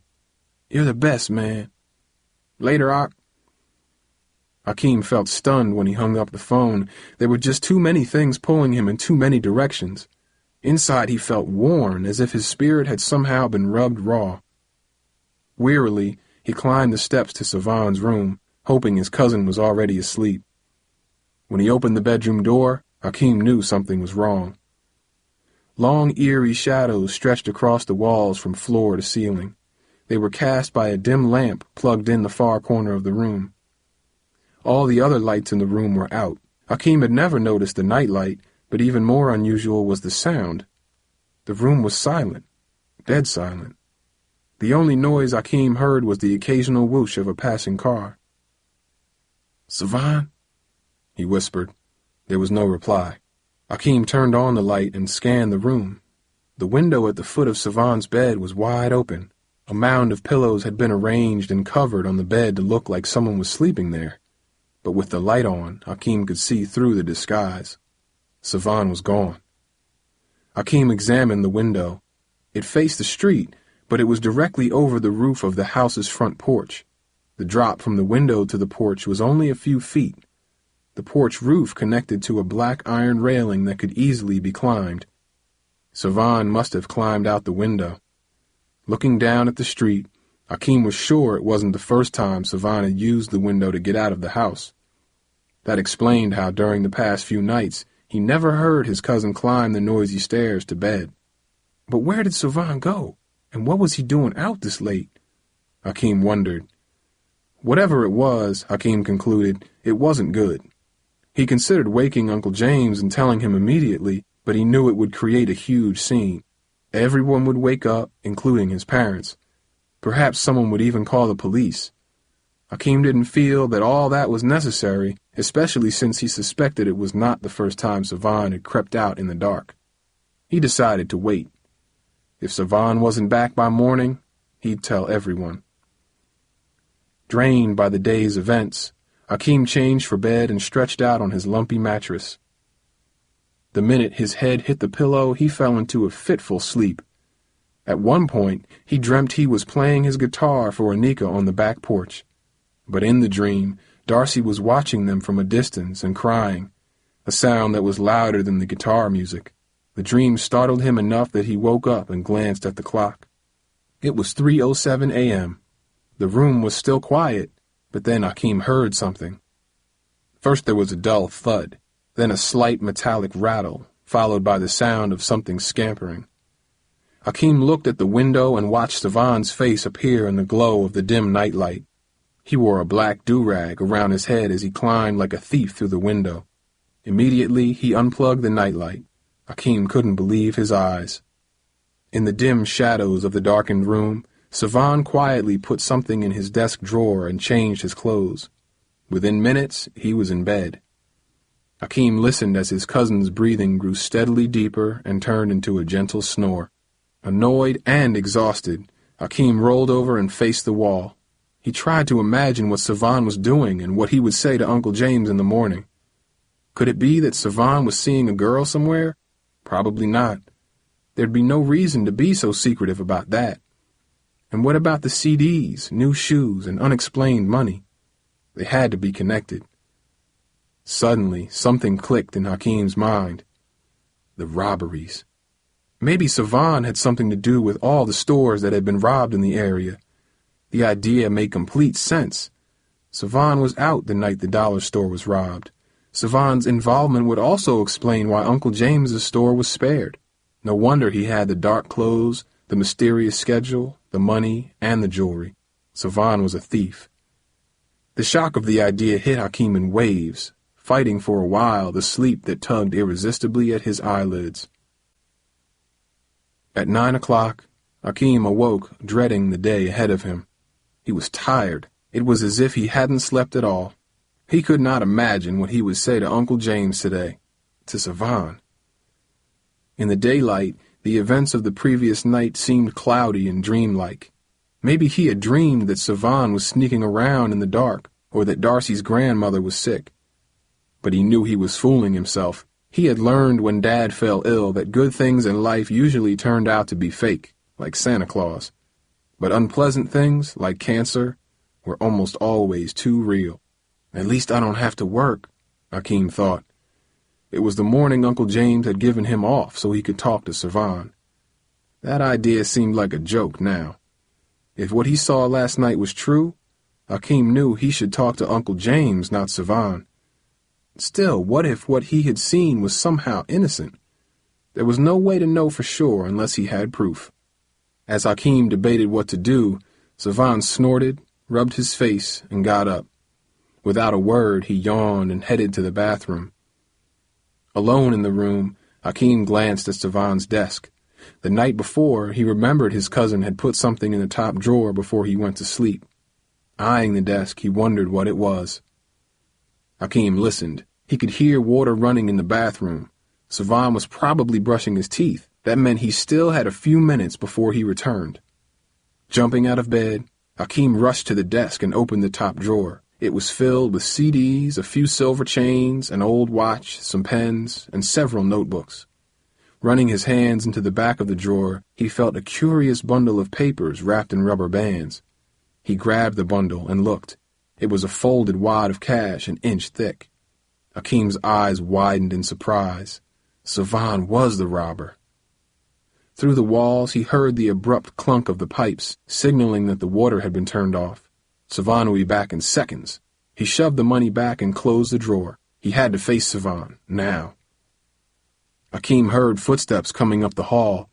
He took a deep breath and braced himself. "Savan, we need to talk," he said as soon as his cousin entered. "Huh?" "I saw you come in the window last night," Hakeem said. "Man, get out of my face," Savan said, rolling his eyes. "You tripping. I know what you were up to." "You don't know jack about me," Savan roared, the veins in his neck bulging. "I saw you put the money in your desk. I know." "What do you know?" Savan challenged, stepping closer to Hakeem. "I know enough to see that you're headed for trouble."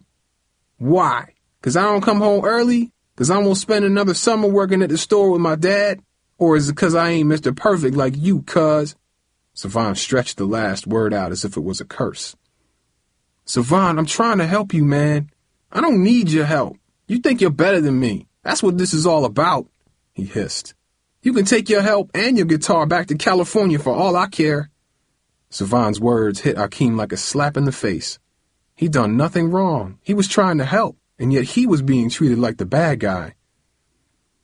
"Man, you're the biggest punk I know, Savan," Hakeem said, unable to restrain his own anger any longer. "What you say? You think I like sharing this room with you? You think I wanted to leave my friends to be here?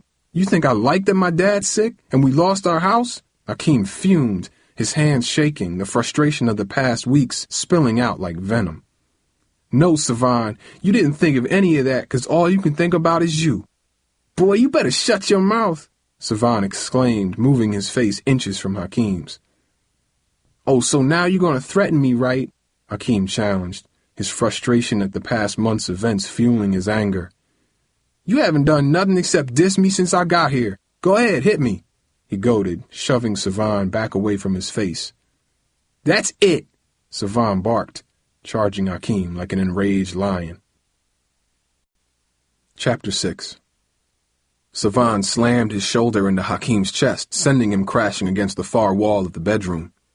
The impact ignited the flame of Hakeem's rage into an all-out firestorm. Balling his hands into fists, he punched Savan once in the stomach and once just above the eye, the blows fueled by anger at his cousin and at the events of the past year. Both times his knuckles struck with a solid, wet thud. But Savan was fast. He responded with an arching punch that landed like a brick against Hakeem's cheek. The impact made Hakeem's ears ring and his legs buckle. And Savan kept coming. Surging forward like a linebacker, he tackled Hakeem, dragging him to the ground with enormous force. In blind fury, Hakeem slammed his elbows and fists into Savan, trying unsuccessfully to free himself from his cousin's grasp. "What's going on in there?" Uncle James's voice thundered. Hakeem and Savan froze as the bedroom door opened. "Nothing, Pop," Savan said, instantly letting go of Hakeem. "We just messing around." "Don't you lie to me, boy. I've about had it with you," Uncle James bellowed, barging into the room. Hakeem's father was right behind him. "Y'all are cousins. Y'all are family. Blood is thicker than anything else, and family shouldn't be fighting like that. Now, Hakeem, go downstairs." Hakeem's face burned with shame, and his cheek began to throb. "But, Uncle James, I started it." Don't try to cover for him, Hakeem. I know what's going on around here. But Uncle James. But nothing. Just do as your uncle says, Dad ordered. Hakeem hurried out of the room as Uncle James approached Savan. Boy, I am embarrassed to call you my son right now. You don't do nothing around here but disappoint me, Uncle James roared. You got anything to say for yourself? We was just playing around, that's all, Savan replied. Things got out of hand. Uncle James slammed the bedroom door closed, but Hakeem could hear his uncle's raised voice in the hallway. I could deal with you ignoring me, leaving the store, and wasting your summer with your friends, but I'm not about to let you turn this house upside down, he hollered. There's going to be some changes around here starting right now. Let's go, Dad said, leading Hakeem downstairs. Uncle James's voice boomed through the walls. Hakeem felt a stab of guilt as he slumped in a chair at the dining room table. Not only had he failed to do what his uncle had asked, he had started a fight with his cousin. What bothered Hakeem more was that Savan didn't even try to blame him. Instead, he denied what happened. Embarrassed to call you my son. The words echoed in Hakeem's mind. They were like weapons, more harmful than fists. The yelling upstairs continued like a storm overhead. Dad took a deep breath, crossed his arms, and leaned against the wall of the dining room. At one point, Hakeem heard a thud from upstairs, followed by an even angrier outburst. Hakeem lowered his head, wishing he could block the sound from his ears. He could feel his father's eyes boring into him. Dad, I'm sorry, he said, seeing the strain in his father's weathered face. I just lost it. His father sighed and shook his head, pausing as if speaking was a great effort. All of us have been through too much these days. I see you walking around like you got the weight of the world on your shoulders. I know you're angry at what's happened. I am too, he admitted, sniffling slightly. But if I learned anything since I got sick, it's that life is too short for fighting, Hakeem. The world is already full of enough bad things. We don't need to waste our time making it worse, especially not with the people in our family. Hakeem's face burned with shame. I know, Dad. I'm sorry, he muttered. Now listen to me. Tomorrow is my checkup. Doctor's going to test me to see if the cancer is still in remission. No matter what happens, your mother and I need you to be strong right now. So I'm only going to ask you this once. Can you and Savan settle this yourselves? Dad asked, his face firm and serious, his eyes unblinking. Hakeem's mind snagged on his father's words, be strong. The advice pained his ears. Inside, he didn't feel like he had any strength left, not for Detroit or Savan or anything. I'm tired, Dad, he wanted to say, but how could he? And what about Savan? Hakeem had no idea what to do with him. For some reason, Savan refused to even blame him for starting the fight. Probably because he was protecting himself, Hakeem guessed. By taking the blame for the fight, Savan never gave Hakeem the chance to reveal the hidden money. But what if Savan refused to point a finger at Hakeem for another reason? And what about the money? It probably came from robbing stores, Hakeem thought, but he wasn't absolutely sure. Savan's words were rude, but there was something else to them, something sad. Listening to Uncle James yelling in the distance, Hakeem could not bring himself to tell Dad or anyone else what he knew. Not yet. Not if it involved Savan getting in more trouble for something he didn't do. One way or another, Hakeem had to find out how Savan had gotten so much cash, and if it turned out that Savan was the thief, he would tell everyone then, not a moment before. And if it turned out that Savan was the thief, he would tell everyone then, not a moment before. Yeah, Dad, he replied finally, trying unsuccessfully to meet his father's gaze. It's like Savan said, just a misunderstanding. No big deal. You sure? Dad asked, moving closer. The back of Hakeem's neck began to sweat. His heart pounded like a piston. Yeah, I'm sure, Hakeem said, trying his best to avoid his father's tired stare. Hakeem left the house an hour early. He could not look at his father, knowing the lie he had told, and he could not stand to be around Savan, who sulked in his room long after Uncle James left. While Hakeem got dressed, Savan refused to acknowledge him. Instead, he sat on his bed almost zombie-like, his body completely motionless. Hakeem tried twice to talk to him, but Savan put a Walkman on and turned it up so loud that Hakeem could hear it in the hallway. Hakeem headed straight to the laundromat Anika had pointed out the night before. She was the one person he could talk to. Glancing in the glass window, he spotted Anika inside talking to a tall, wiry young man with a sharp, angular face. Hakeem had seen the face before, the day his family arrived at Uncle James's house. It had made him uneasy. Inside the laundromat, a row of pale yellow washing machines thumped and shook loudly. A number of people sat in plastic chairs opposite the machines. A few were reading magazines. One was sleeping.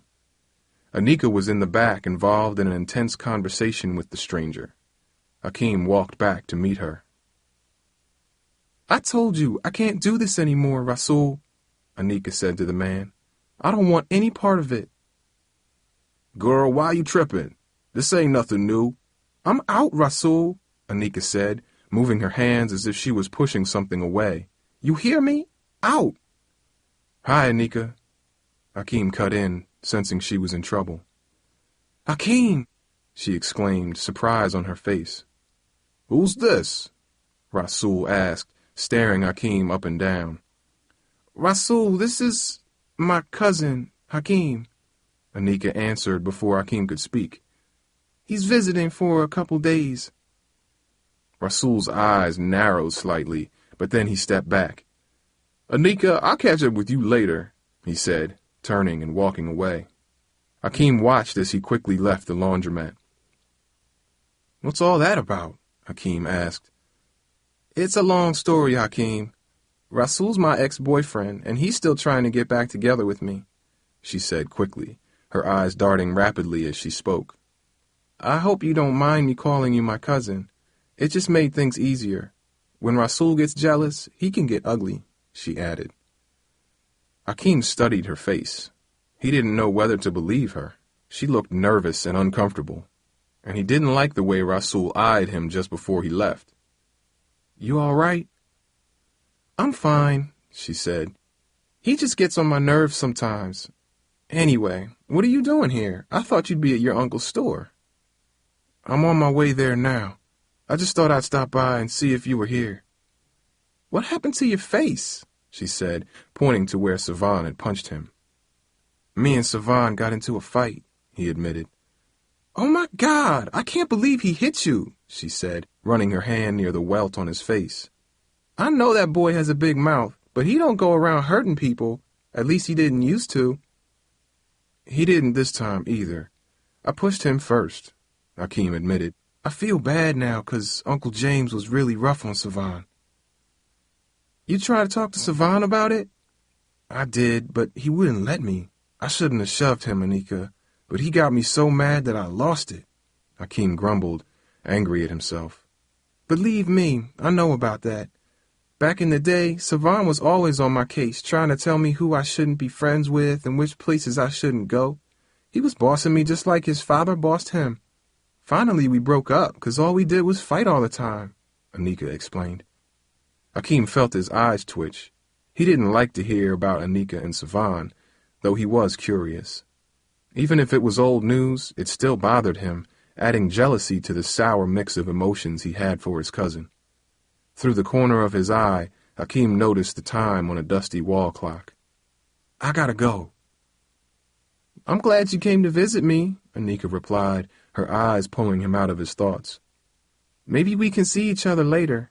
That is, if you're not too busy." Hakeem could not help but smile. "I'll see if I can fit you in my schedule," he teased. "Call me," she said, grabbing his hand and writing on it. "Here's my number." "Girl, you're crazy," he said, looking at the ink on his palm. "Call me later," she said with a wave and a smile.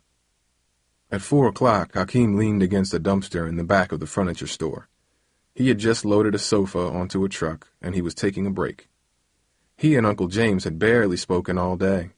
Once Hakeem had tried to apologize for what happened, but Uncle James had cut him off before he could really say anything. No, Hakeem, I'm the one who was sorry. I asked you to keep an eye on him, and I shouldn't have done that. You were just trying to do what I told you. You got nothing to apologize for, he had said. But I pushed him first. Hakeem, you don't have to stick up for him. I know what happened. I'm not, Uncle James. Hakeem, it's done. Savan isn't going to hit you again, not while he's living under my roof. And he ain't going to leave the house for a week either. The time inside will do him good. He's got a lot of thinking to do, Uncle James insisted. Maybe then he'll get his butt back in the store where he belongs. Hakeem wanted to protest, but he could see Uncle James had made up his mind. And when several customers walked in, Uncle James left him without another word. Business, it seemed, always came first. Frustrated, Hakeem busied himself in the back of the store and stayed out of Uncle James's way. Still, he had a queasy feeling about Uncle James's decision. It meant Savan would be in the house all the time, and he was almost certain to be even angrier than before. And what about Savan sneaking out the window each night? Uncle James knew nothing about that. Hakeem was sure Savan would do it again, especially tomorrow, Friday night, the time Savan and his friends had made plans. The same day Dad was going to the doctor. Hakeem shuddered with a growing sense of dread, a feeling that increased as the day wore on. "Look at your face," Mom exclaimed when she picked up Hakeem at work. She, Aunt Lorraine, and his sisters had not been home when the fight broke out. They had left early for a full day of sightseeing in the city. "What did he do to you?" "Nothing, Mom. I'm fine," he replied, feeling his swollen cheek. "We just had an argument, that's all." "Well, your father told me that, but he didn't say nothing about your face." "Just don't say anything to Savan, okay? That will only make things worse," he said, leaning back in the seat and trying to hide the bruised part of his face. "That cousin of yours doesn't give me a good feeling at all," Mom said, driving the car out of the parking lot. They passed two young men walking by the small shopping plaza. One of the guys was Anika's friend, Rasul. He pointed toward the dollar store as he walked. "Well, he won't be going anywhere for a week at least," Hakeem said. "Uncle James grounded him." His mother nodded and then turned to him. "You two gonna be okay in that room by yourselves?" "Yeah, we'll be fine," he lied, telling her what he thought she wanted to hear. "Say your prayers for your dad tomorrow. I'm worried about what the doctors might find," his mother admitted. "I will, Mom," he said, avoiding her eyes again, fear lurking in his own heart. As they parked in front of the house, Hakeem's pulse quickened. He wished he could avoid Savan, but he knew there was no way. He had to try to make peace with him. On the front porch, Hakeem heard the sounds of his sister's laughter followed by the sounds of Savan's voice coming from inside the house. "I told you were rugrats. Two little rugrats from California," Savan said amidst the girls giggling. Hakeem opened the front door to see Savan sitting on the couch tickling Charmaine and Charlene, who rolled gleefully on the floor to escape him. All three of them stopped as soon as Hakeem entered. "What happened to your face?" Charmaine asked. "You got a big bruise right there," Charlene added, pointing to it. Savan stood up suddenly and headed up the stairs. Hakeem cringed, looking for a way to escape their questions. "Would you mind your own business and leave your brother alone?" Mom jumped in. "He bumped his face at work today." The girls seemed satisfied with their mother's explanation, though they stared at his bruise as if their eyes were glued to it somehow. Without waiting for more questions, Hakeem followed his cousin up the stairs. Savan was sitting at his desk, writing something in a notebook when Hakeem entered. "I'm sorry for pushing you," Hakeem said, the words rushing awkwardly out of him. "And I'm sorry your dad punished you. He wouldn't listen to me when I tried to tell him what happened." "Man, I don't need your apology," Savan said, his voice heavy with resentment. "You could take that someplace else, 'cause I ain't having it." Hakeem closed the door. "Look, Savan, I don't know what you're into." "That's right, you don't," Savan barked.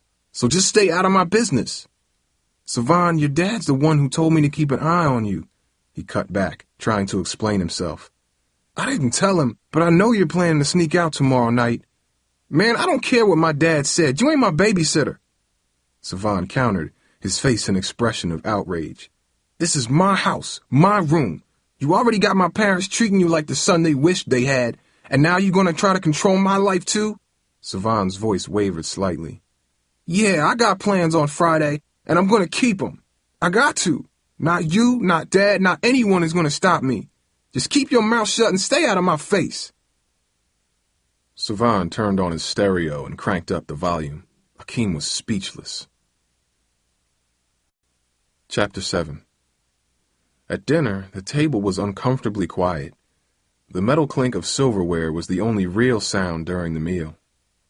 Hakeem could see the worry in his parents' faces as they ate. He knew they were thinking about tomorrow. He was, too. Next to them, Savan ate as if the pork chop on his plate was an enemy, stabbing his fork into it in tense silence. Even Charlene and Charmaine were subdued, eyeing everyone nervously as if they sensed that talking was bad. Hakeem considered alerting the family to Savan's plan, but he couldn't bring himself to do it. The idea of another clash with Savan made his head ache with stress.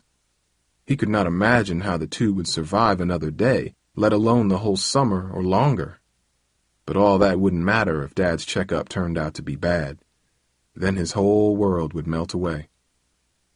Be strong, he told himself, the words seeming hollow and unhelpful. He wished he could see his friends. When Uncle James came home complaining about kids in the neighborhood, Hakeem excused himself from the table. He had to get out. There was only one person he could go to. Hakeem grabbed a phone and dialed the faded number on his palm. The phone rang several times before it was answered. Hello? Anika said sternly, as if the word itself annoyed her. Anika? Hakeem said. It's me, Hakeem. There was a brief pause. Oh, Hakeem, I'm sorry. I thought you were someone else, she said. Hakeem could hear her repositioning the phone. What's up? You sound bad. Rough day. I was hoping we might do that guitar lesson tonight, Hakeem said, praying she would agree. Anything to get out of the house. Again, Anika was quiet for several seconds. He wondered who she expected. Rasul, he guessed. I can't go anywhere now. I'm here with my grandma, she said. There was another pause. But if you want, you can come over. Hakeem sighed in relief. I'll be right there, he said. Racing back upstairs, he grabbed his guitar and notebook, afraid to leave it with Savan again, and headed out. Seconds later, he walked up the concrete steps to Anika's porch and knocked on the door. Then he heard the click and snap of the door being unlocked. Hi, Hakeem, Anika said as the door opened. She eyed the street cautiously as she greeted him. Come in. My grandma's upstairs sleeping, but it's okay. She can't hear us, not without her hearing aid. Anika's voice trailed off as she spoke. Hakeem stepped into the front room of the house. It was the same shape and size as his aunt and uncle's living room, though it seemed much older. The air felt slightly musty, and the furniture was worn and faded. A collection of family pictures lined the wall, but most were yellowed with time. One was a black and white photo of a man in a military uniform standing proudly in front of the American flag. Near the front door was one picture that looked more recent than the others. It depicted a round-faced woman who appeared to be in her 30s, standing with her arms out. Behind her was the glistening ocean. She had a friendly smile. That's my cousin in California, the one who's waiting for me, Anika said, locking the front door. That beach is not far from her house, she added, gazing at the picture as if it were some perfect place, a promised land. Hakeem thought the beach in the picture resembled one he and Darcy used to visit before the world turned upside down, before the cancer. Reminds me of home, he said, old memories flickering and fading in his mind. Anika studied him closely, her almond eyes dark and mysterious. Looking at them, Hakeem could almost forget the last 2 weeks. Come with me, she said. Come with me to California. You know you want to go back home. Girl, are you serious? I gotta get out of here, Hakeem, she confessed. There's just too much drama here for me right now. Hakeem nodded at her words. He could see she meant what she said, and he understood. He felt exactly the same way since he left home. Is it Rasul? He asked bluntly, unable to hide his curiosity. I saw him tonight near my uncle's store. Anika lowered her head and rolled her eyes, confirming his suspicion. "You don't even want to go there," she said. "Put it this way. The only thing I like around here these days is that guitar of yours." "And not me?" he teased. Anika laughed slightly, her smile attracting him like a magnet. The time with her was like an oasis from his family. "Maybe just a little," she said, running her fingers through her hair. "So when are you going to teach me how to play?" "Are you sure you're ready? I require my students to be dedicated," he said, pretending to be serious. She rolled her eyes and gave him a mock scowl. "Okay, sit down," he instructed. Anika sat on the edge of the faded couch, and Hakeem sat beside her, his leg against hers. Putting his notebook down, he took the guitar and placed it gently on her lap so that it rested on her thigh. He suddenly got nervous. He had never been this close to any girl except Darcy. "Now I'm going to position your hands," he explained, trying to stay calm. Carefully, he reached around her back and took her left hand. His fingers trembled slightly. Her skin was soft and warm, and she watched him curiously as he placed the neck of the guitar against her palm. Then, with his heart racing, he took her other hand and placed it on the face of the guitar in front of her stomach. Sitting so close to Anika, he could smell her hair and feel her breathing. He wanted to kiss her, but he wasn't sure how she'd respond. "To play, you have to hold these fingers down," he said, slowly pressing her fingers against the guitar's neck. "And you play the strings like this." He dragged her hand across the strings, and the guitar sang a jumbled chord. Anika laughed at the sound and leaned back into him. Hakeem's heart skipped with excitement, and he laughed with her. Then, as he began to instruct her in a real note, he felt her breath against his neck and realized she was looking at him, not the guitar. Turning toward her, he felt her lips meet his for an instant. "Now you have to teach me a song," she said, turning her attention back to the guitar. Gradually, he taught her to play a blues chord and then another. After an hour, she could slowly alternate among 3 simple sound combinations. She seemed thrilled. "See that? You're a natural," Hakeem said as she showed off what she learned. Being with her was better than music, lifting him from his worries and distracting him from the day's pain and frustration. But as the evening wore on, his thoughts returned to the present. He dreaded what tomorrow would bring and the thought of spending the summer in Uncle James's house. Anika seemed to sense his thoughts. "You never answered me before," she said, putting the guitar down, "about California. Are you sure you have to leave?" "Yeah, I am. When the state puts my grandma in a nursing home, they're going to put me in a foster home for 6 months till I turn 18. I just can't do that," she said sadly. "Just come with me. The 2 of us could disappear. I got money for your bus ticket," she said, her eyes hopeful and sincere. For an instant, with her next to him, the idea seemed perfect. But when he thought of his family, he knew he could not abandon them. And then there was school, something Anika seemed to have given up on. Her idea sounded nice, but it was a dream, an escape maybe, but not for him. "I can't leave my family, Anika. Not like that, especially not now. Are you sure there's no one here for you? Not even a friend?" "No," she said firmly, twisting away from him and getting up. "They're the ones I'm trying to get away from." The thud of a car door outside suddenly startled her. She peered out a window and then turned to him. "It's getting late. You should probably go home before your family starts to worry." The storminess he had seen in her eyes returned. Hakeem stood up, surprised by the sudden change in her mood. "I'm sorry, Anika," he said at the door. "It's okay," she said. "Don't worry about it. I'll call you tomorrow." "Okay," she said blankly. "Goodbye." She locked the door behind him. It was 10:30 when Hakeem stepped back in his uncle's house. He knew his sisters and mother would be in bed, but he was surprised to see Uncle James and Dad talking when he entered. They stopped talking and stared at him when he closed the door. Dad's jaws were tight. Hakeem knew they had been having a serious talk. "So," Uncle James said unnaturally, raising his eyebrows and forcing a smile. How is Anika this evening? She's fine, Hakeem replied, suddenly feeling as if he was under a spotlight. That's one pretty girl, Hakeem, but she's trouble. Her grandmother's been trying to control her for years, but she runs in a bad crowd, that one. She got busted shoplifting a few times, even when Savan was dating her. He tried to help her, but she even drove him crazy, calling all the time, always needing something. But that was a few years ago. Hopefully she grew out of that, but I wouldn't know because she doesn't talk to us much anymore, Uncle James said. Hakeem squirmed inside. It felt strange to hear Uncle James talk about Anika, especially considering how little he knew his own son. She seems fine to me, he said, feeling the need to defend her. She wanted a guitar lesson, so I taught her how to play a few chords. Mm-hmm. Uncle James raised his eyebrows, nodded, and looked at Hakeem with a devilish grin. Leave him alone, James, Dad said. Your uncle's just playing with you.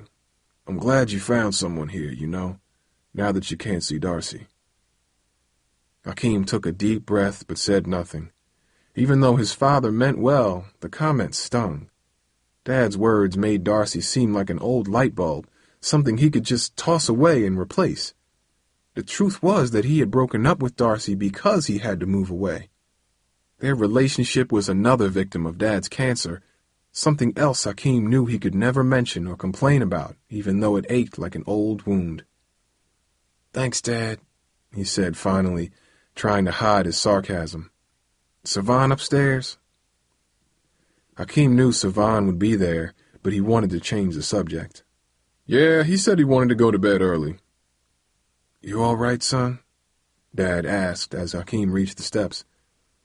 Yeah, I'm just tired, he replied, going up the stairs, hoping Savan was already asleep. Tired of all of you. Hakeem's jaw dropped as soon as he entered the bedroom. The room was dark, the window was open, and the pillows had been arranged again to look like a sleeping person. But Savan was gone. Hakeem cursed under his breath. He had expected Savan to sneak out again, but not on the very first night of his punishment. Turning on the light, he put his guitar down and walked over to his bed. A sheet of notebook paper was on his pillow. It contained one sentence of handwritten text. Don't say a word. Hakeem crumbled the paper and threw it at Savan's desk. He hated being forced to lie to the family, but he didn't feel right telling them the truth. Something about Savan's words haunted him. They were just too desperate.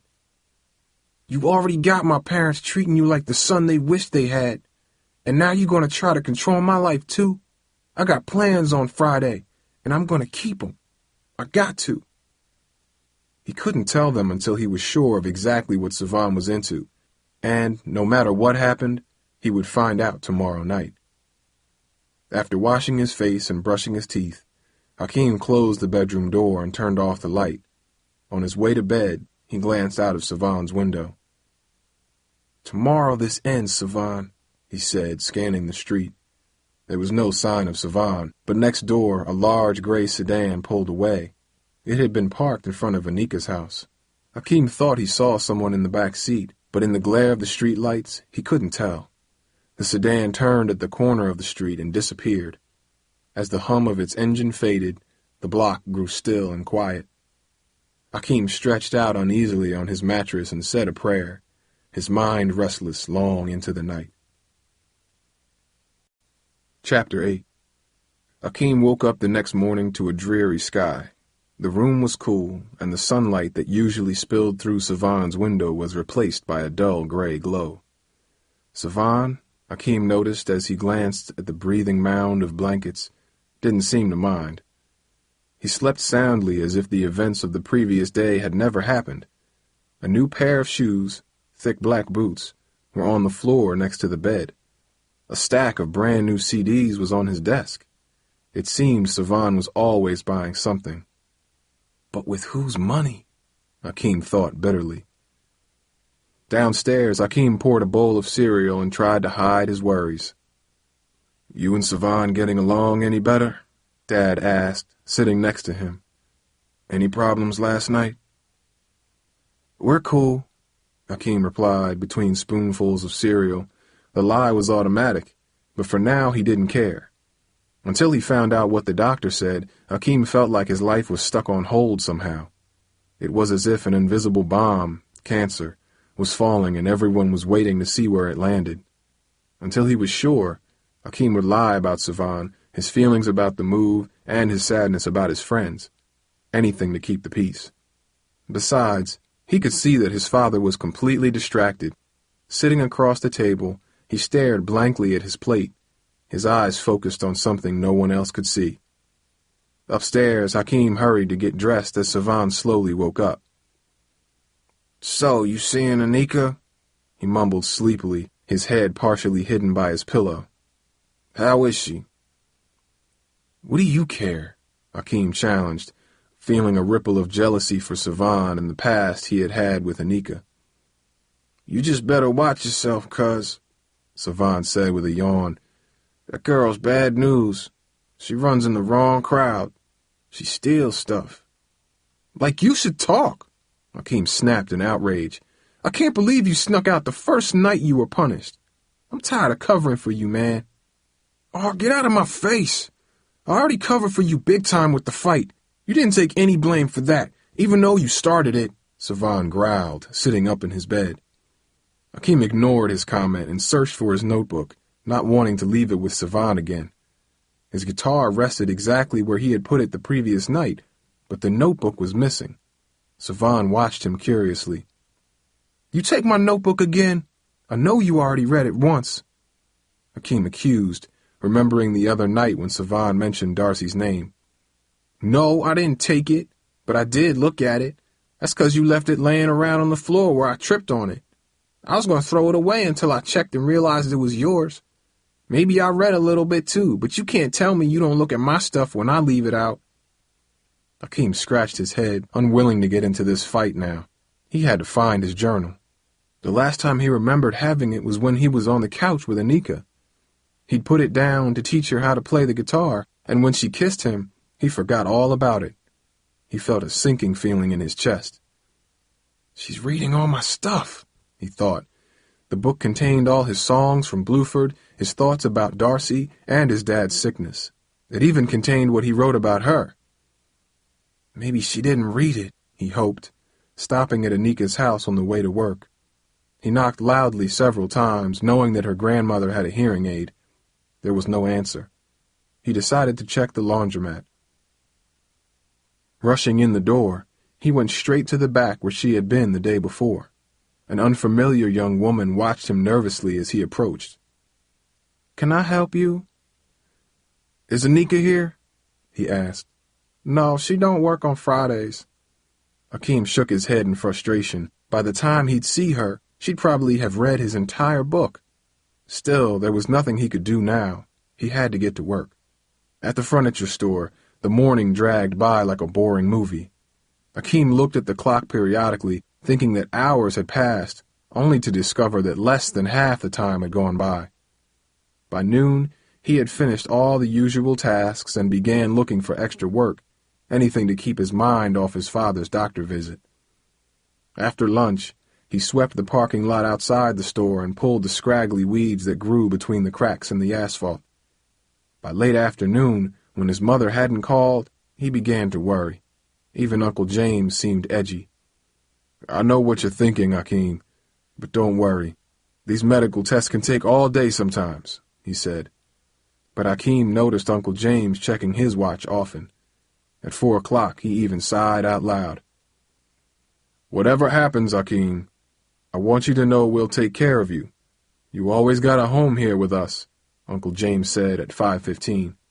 The comment scared Hakeem more than it calmed him.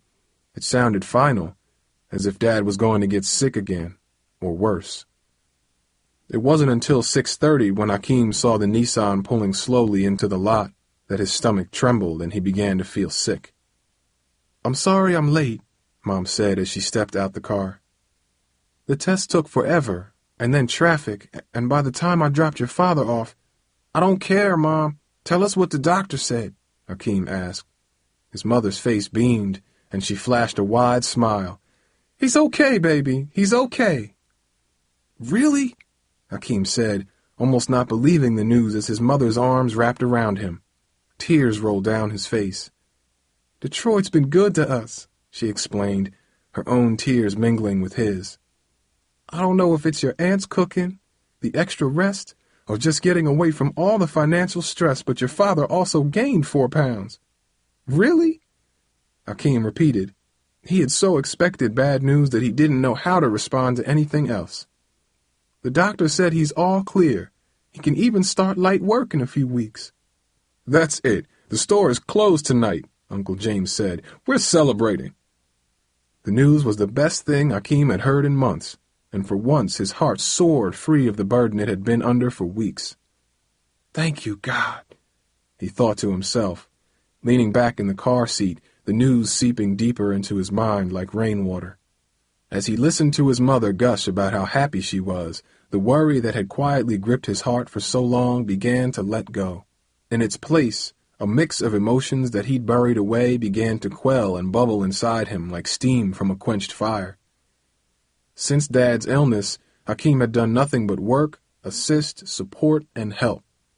In that same time, he'd lost his school, his home, his friends. Now, with Dad okay, he could no longer ignore how alone he had become. And as Hakeem thought of the months ahead, it only seemed like it would get worse. "Stop feeling sorry for yourself. At least Dad's okay," he thought as they drove home through the evening traffic. Yet Hakeem could not shake the tinge of gloom that began to creep into his thoughts, despite the news of his father's victory over cancer.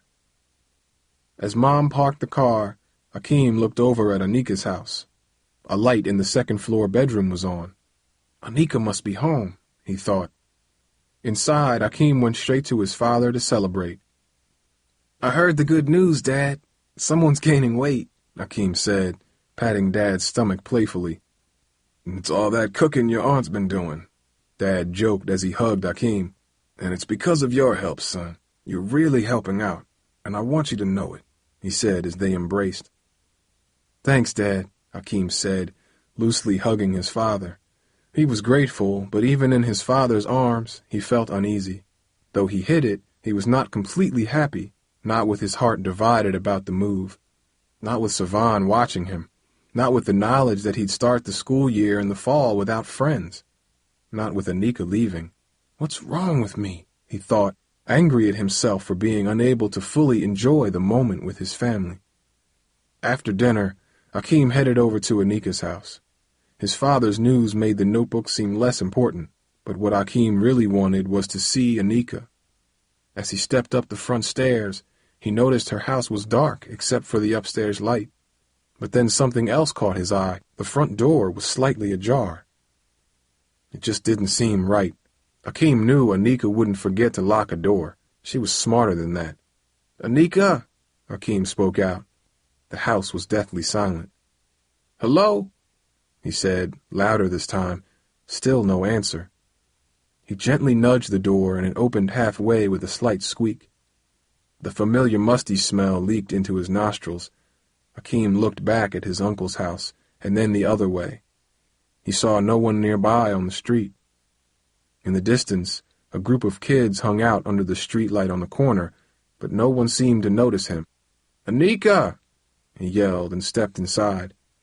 Other than the open door, the outside of the house was the same as before. But in the living room, Hakeem noticed that the picture of Anika's cousin had been removed. He examined the spot where it had been.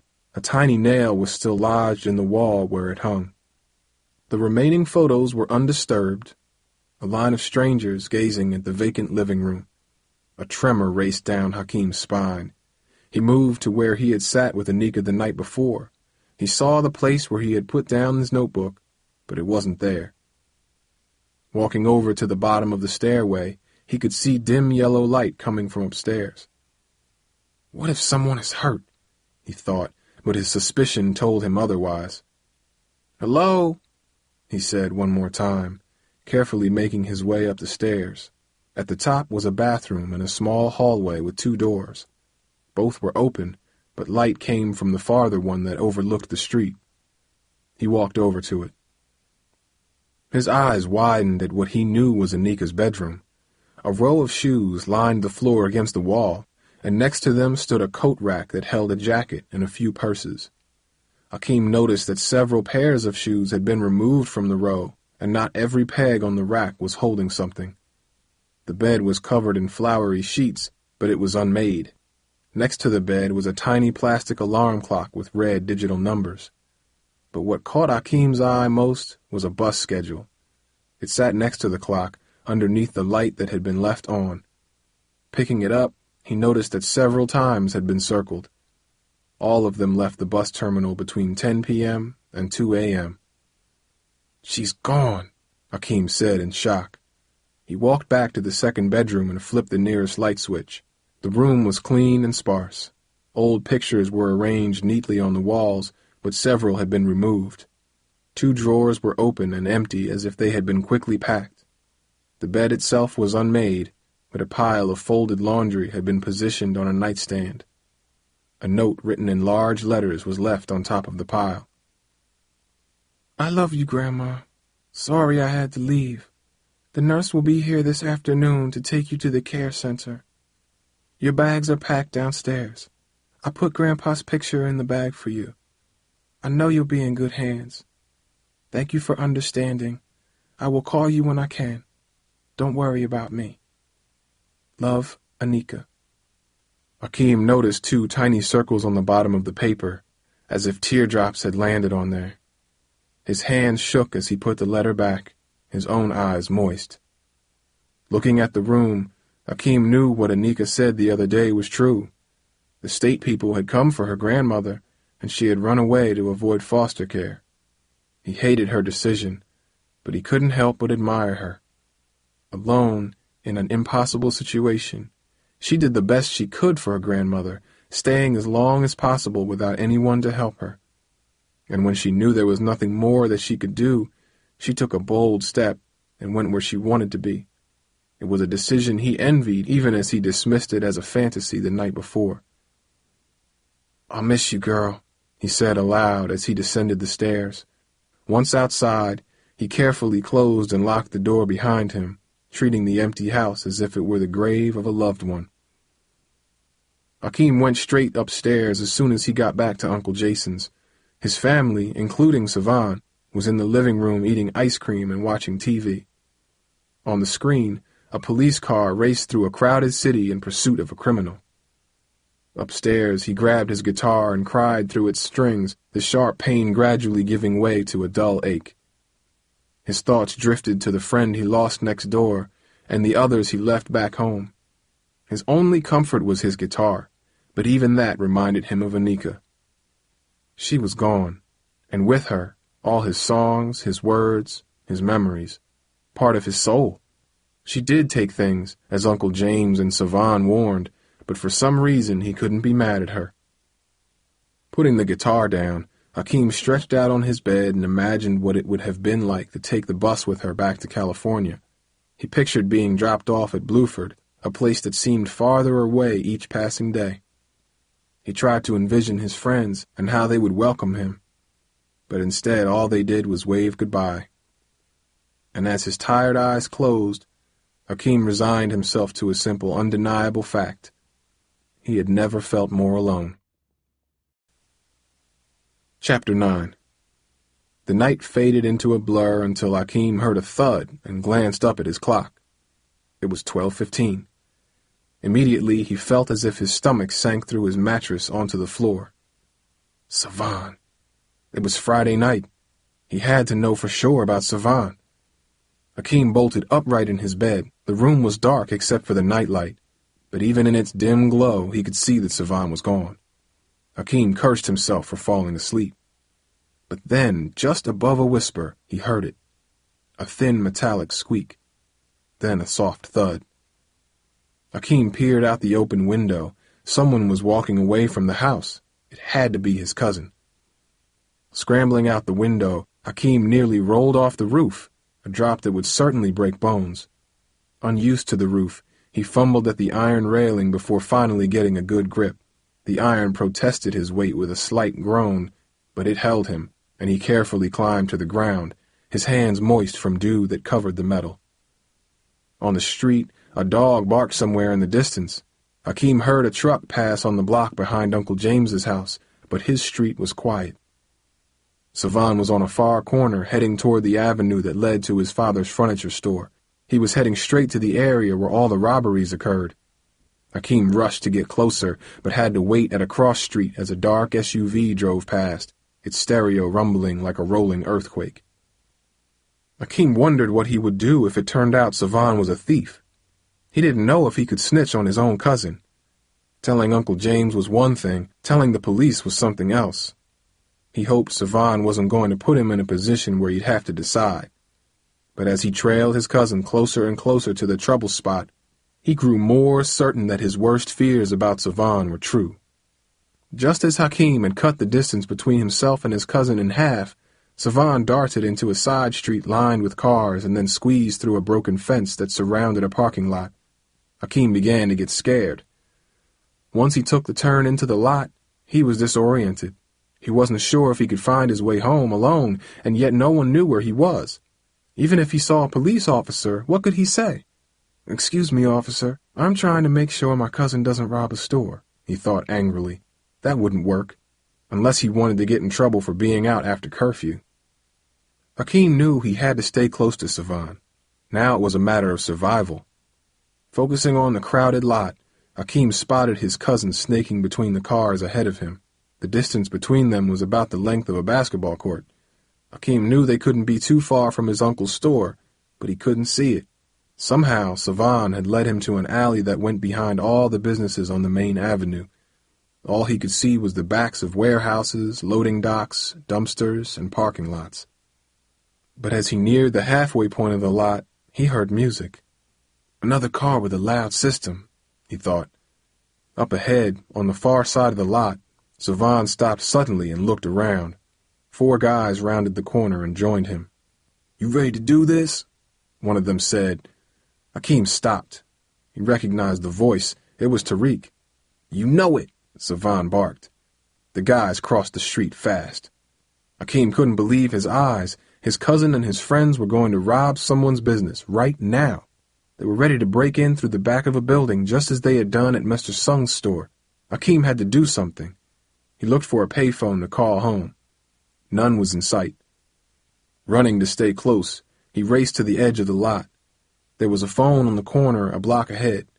Hakeem was about to sprint toward it when Savan and his friends surrounded a dark doorway at the rear of a brick building. Music drowned whatever words were being said, but to Hakeem's surprise, the door opened, and the group moved inside. An overhead light illuminated each person's face as they passed. Savan was first in line. As Hakeem watched, a second group of people approached the door and went in. Hakeem crossed the street and moved toward the door. The music grew steadily louder as he approached. It came from inside the building, not the street, he realized, feeling the air vibrate with sound. He rushed to the spot where Savan and his friends stood. To his surprise, the door creaked open, and an enormous man with a shaved head and thick arms emerged. "I don't know you," he said, examining Hakeem as if he had committed a crime. "You got to go round the front." The man pointed opposite the direction of the parking lot. Hakeem tried to peer around the man, but he couldn't see anything inside. "What is this place?" Hakeem asked. The man suddenly looked insulted. "If you don't know that, you shouldn't be here," he grumbled. The door closed in Hakeem's face. Hakeem rounded the corner and came face to face with a crowd of young people gathered in front of a set of double doors. A sign above them read, "The Street," and just beneath were the words, "Friday night, 18 and under, live and local hip-hop." It was a club, Hakeem realized. He had gone to one with Darcy on their first date last year. But why was Savan sneaking to a club in the middle of the night? Hakeem shook his head in confusion. It didn't make any sense. Why the secrecy? "Yo, watch your step," someone growled, snapping Hakeem out of his thoughts and pushing him forward. Following the throng of people, he stepped through a metal detector, got frisked by a security guard, paid a $5 door charge, and emerged into a world unlike anything he'd seen back home. Amidst a pulsing hip-hop beat that cracked and ground the air, people were moving and swaying in rhythm. Others, standing to the side, bobbed their heads to the music and watched people passing. The floor sloped downward to a small stage illuminated by spotlights hanging in the ceiling.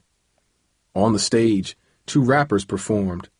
Their performance charged the crowd, which raised its arms and cheered in approval. Hakeem searched for his cousin as a new beat mixed in. What he saw next made his jaw drop in surprise. Savan and his friends burst onto the stage as if they had been shot from a cannon.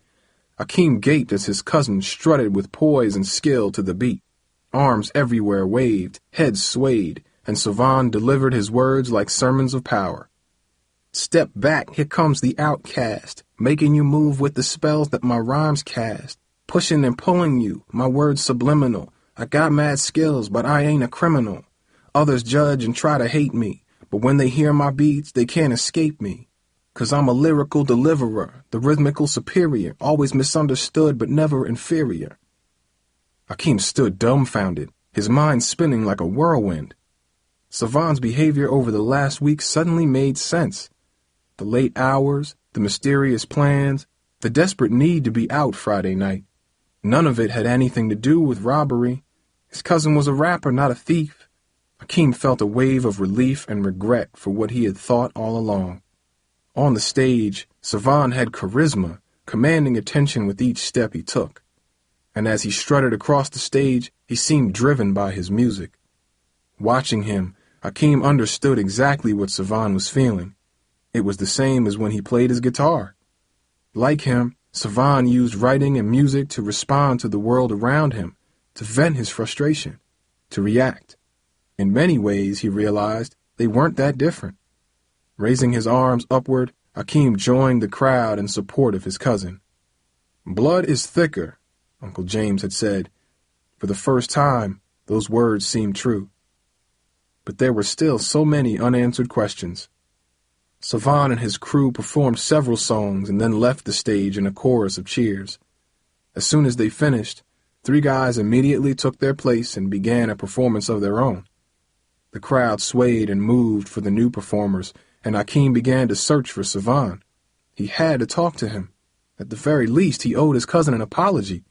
Darting through the shadows, the blinding stage lights, and the throng of moving bodies, Hakeem checked each area of the club, but he couldn't find Savan. Near the main stage, a teenager bumped into him and offered to sell him drugs. "I got what you need, man," the kid said. "I'm cool," Hakeem replied, stepping away. Similar things had happened at Bluford, but here, alone in an unfamiliar place, he didn't feel as safe. He looked at the clock. It was already past 2:30 a.m., and he still had the unfamiliar walk home. Then he had to climb back in the bedroom window and try not to wake his family. Lost in a sea of strangers, Hakeem began to worry. He decided to check the men's restroom. If Savan wasn't there, he'd try to walk back alone. The bathroom was crowded when he stepped in, but Hakeem noticed that everyone in there was standing around talking. In the far corner, 3 guys were huddled together. One was counting money. The tallest of the 3 nodded at Hakeem. "What you looking for, man?" he asked. "Maybe I could help you find it." Several guys in the bathroom laughed. Hakeem's instinct told him to leave. "My cousin," Hakeem replied, turning away. "Ain't no cousin of yours in here. I ain't ever seen you before. Where you from?" Hakeem turned to leave and bumped into the kid who tried to sell him drugs outside. "Yo, watch your step," the kid said. Hakeem tried to go around him, but the kid moved to block his path.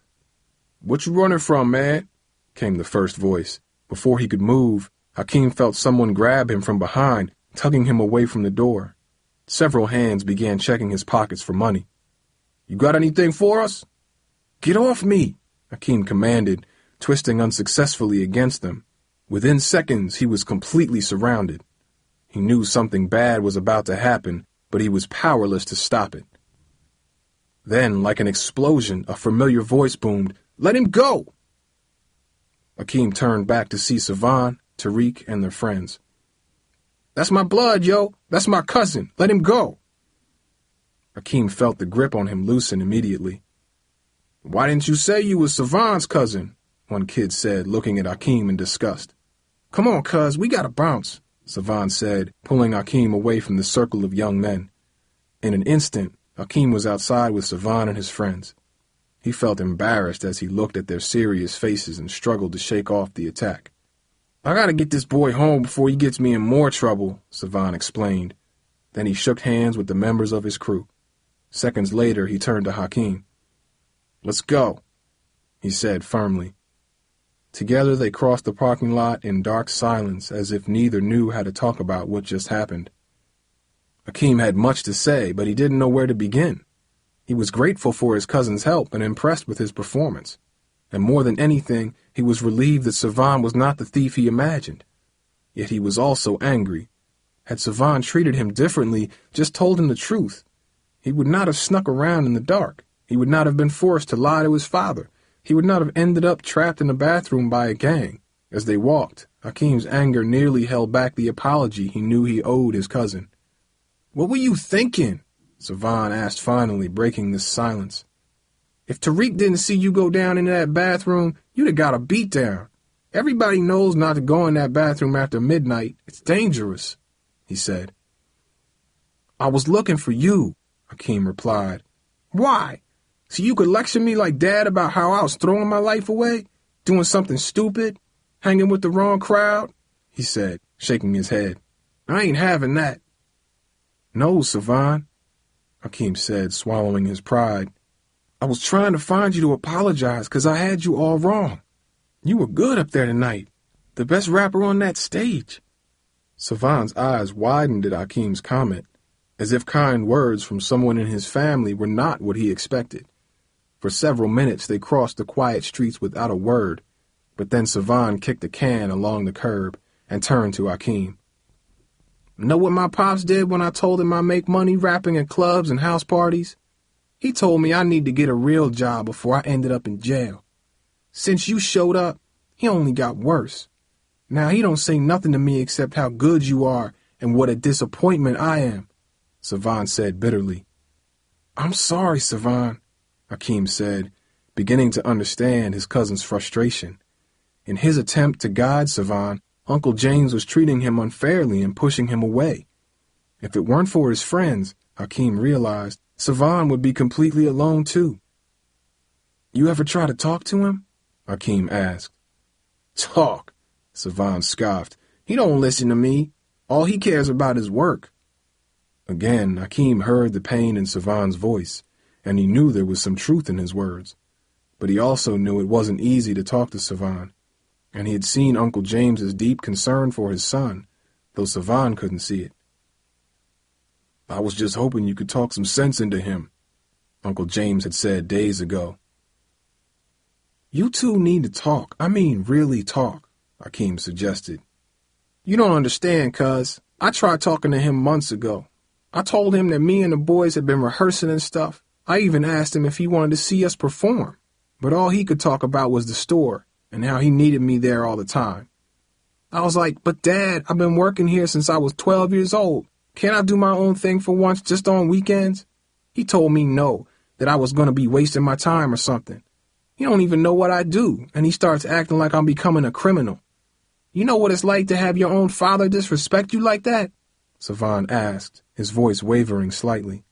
I know you don't because your dad believes in you, Savan answered his own question.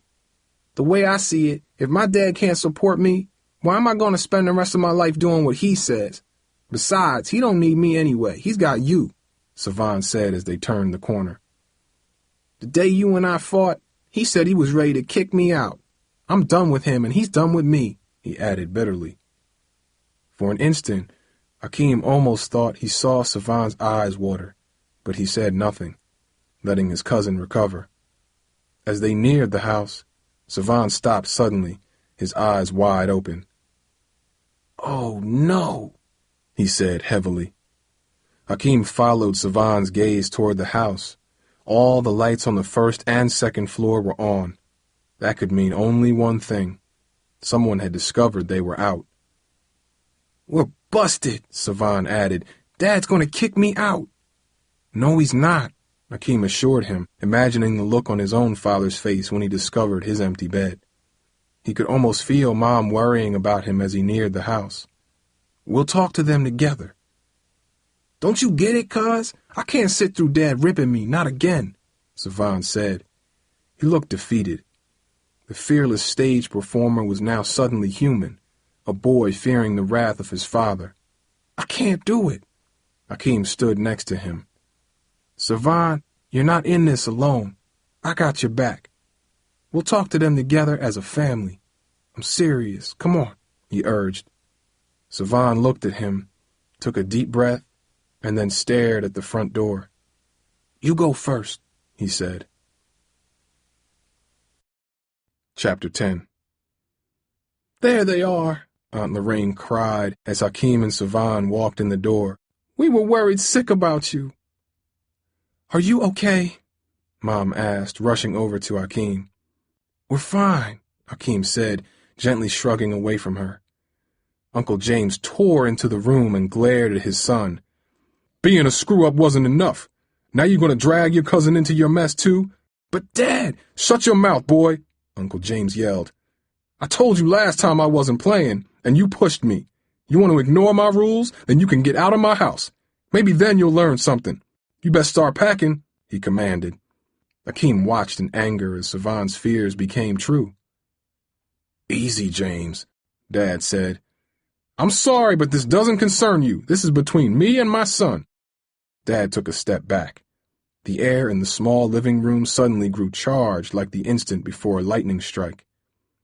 "You see, Hakeem," Savan said, tears in his eyes as he walked toward the stairs. "He don't listen to me." "Wait, Savan," Hakeem urged, the silence he held for so many months beginning to crack. Everyone in the room turned to him. "Hakeem, you don't have to cover for him," Mom said, looking at the bruise Hakeem still had on his face from his fight with Savan. "I'm not covering for him," Hakeem said, struggling to contain the fury in his chest. "All of you, listen to me. You got us all wrong. Savan practically saved my life tonight." "What?" Uncle James asked. Mom turned in surprise. "What are you saying, Hakeem?" Dad said. "All of you been acting like Savan's a criminal, and I'm this perfect person. That's not fair, and it's not true," Hakeem yelled, his hands shaking with emotion. Everyone gaped as Hakeem recounted the entire week, including his early fears about Savan, the details he hid from his father, and the dramatic events he experienced at the club. All the adults except James reacted in surprise, especially when Hakeem told them about Savan's performance and the incident in the bathroom. Hakeem even mentioned the conversation he and Savan had outside and how much Savan doubted Uncle James would listen to him. "I didn't tell you the whole truth this week because I wasn't sure what it was, but I'm sure now," Hakeem concluded. "The truth is that Savan isn't doing anything illegal, and if you saw him tonight, you wouldn't be disappointed in him, Uncle James. You'd be proud." "Hakeem, I appreciate what you're trying to do here, but I don't need your advice about how I should raise my son. When you're a parent, you'll understand how hard it is to bring up a child and how you got to make tough decisions.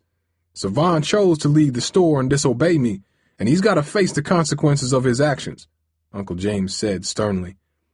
"But Uncle James—" "Enough, Hakeem. Stay out of it," Uncle James barked. "Easy, James," Hakeem's father warned. "Why you gotta be like that, Dad?" Savan demanded, glaring at Uncle James. "Hakeem's telling you the truth, and you still don't want to listen." "No, you are the one that didn't listen. I told you the other day that this was your last chance. I don't want to send you out, but you made a choice, and part of being a man is you gotta live with that choice. Go up and pack your bags," James ordered. Savan blinked, shook his head, and walked to the stairway. Hakeem felt as if he was watching two massive trains racing into each other, and he was powerless to stop them. His uncle and cousin were completely out of control. "Everyone just stop!" a voice yelled suddenly. Hakeem turned to see Aunt Lorraine step into the center of the living room. "All y'all acting like the kids I teach at school, and I can't stand it no more. I always knew the men in this family were stubborn, but this is ridiculous," she said, putting her hands on her hips. Uncle James looked surprised, and Savan stopped in his tracks. "Nobody's going anywhere until we figure this out. James, you think Savan is going to be any safer if we kick him out now?" she said, quickly turning to Savan. And do you think sneaking out in the dark and leaving your father all alone at the store every day is the way to get him to listen to you? Savan shrugged. I didn't want to leave him alone, Mom. I told him I could still work in the store part-time, but that I needed time for me and the boys. Tariq's working at the music store, and he got us some gigs or parties this summer. I already saved $300. I told Dad we were making money, but he didn't want to hear it. All he wants to hear about is the store, Savan said wearily. Savan, that ain't true, Uncle James replied. Yes, I could use your help, but that's besides the point. I know 2 families from church who got boys your age in jail. I know another who lost her son because he was shot outside a club by mistake. I'm not going to let that happen to you, and if I gotta be tough, that's what I'm going to do. It ain't 'cause I don't care, it's because I do care. Yeah, well, you sure got a strange way of showing it, Savan grumbled. And so do you, Aunt Lorraine countered. You've been giving us attitude for months now. That hasn't helped anything. That's because all you do is tell me I should be more like Akeem. It's like you want him around more than me or something. The more you do that, the more I feel like just giving up, you know? 'Cause I'm never going to be like him, the A student, the perfect son, Savan replied, his voice a mixture of sadness and resentment. There's no one we love around here more than you, Savan. It's just we thought you'd listen to Hakeem since you wouldn't listen to us, Aunt Lorraine explained. You two used to be so close. Hakeem winced at the mention of his name. He hated how Savan and his parents threw it around at each other like an insult. Can you all just leave me out of this? Hakeem cut in, unable to hide his own resentment. I'm not perfect. Ever since I got here, all of you have thrown me in the middle of your fight, and I've been getting nothing but static from all sides, Hakeem confessed, forcing back the emotions that formed a huge lump in his throat. All I know is it ain't easy being out here away from home, but you all keep saying I got my act together. I don't know where you get that. Right now, I'm just trying to survive out here, that's all. The more you all say I'm perfect, the more I want to go home to the people that know me, 'cause none of them would treat me like this. Hakeem's parents looked surprised at his words. They glanced over at Aunt Lorraine and Uncle James, who just shook their heads as if they were stunned. Savan nodded thoughtfully. Looks like there's lots of misunderstanding in this family from all of us, Dad said, rubbing his eyes. It was past 3 a.m. Yeah, but there's lots of love, too, Mom added, and the adults in the room nodded. Just then Charmaine and Charlene walked into the living room, their eyes squinting against the bright lights. Why is everyone up so late? Charmaine asked. We can't sleep 'cause everyone keeps talking, protested Charlene. Girls, go back to bed. All of us are going to bed now, Mom said, leading them to their bedroom. Amen. Let's sleep on this. We got lots to talk about, but we're not going to solve it all tonight, Uncle James said. Do I still gotta leave? Savan asked. No, son, I don't want that. I never did. But if you stay, you're going to have to make some changes around here, Uncle James said, looking at Aunt Lorraine, who stared at him. Maybe I do too, but let's talk about it tomorrow. Savan sighed as if he had been released from a great burden. Thanks, Pop, he said, heading upstairs. Hakeem followed him, exhausted by the day's events. Cuz, wake up. You got a phone call. I think it's important. Hakeem was about to roll over and go back to sleep, but Savan's voice was sincere. The hostile edge that had been in it all week was gone. Hakeem sat up, rubbed his eyes, and made his way downstairs. His parents sat at the table, the looks on their faces grave. Hello? Hakeem, it's me. The voice snapped him to attention. It was Tara, but she sounded more stressed than he'd ever heard her. She was calling from California. I can't stay on the phone long, and I got bad news to tell you. Darcy's grandmother died last night. Hakeem groaned and leaned his head against the wall, his mind flooded with memories of the nice old woman he'd seen each time he visited Darcy. He could almost feel Darcy's loss across the thousands of miles that separated them. If he hadn't moved, He'd be with her this very moment. Darcy's in real bad shape, Tara continued. She needs you. I'll be there. I'll figure out a way. I knew you would, Hakeem, she said. After he hung up the phone, he explained the situation to his parents. Hakeem, I know it's important to you, but we don't have that kind of money right now, and we can't ask your aunt and uncle. They've already done too much. I got money, a voice said from behind them. It was Savan. He was standing at the bottom of the steps holding his bundle of cash.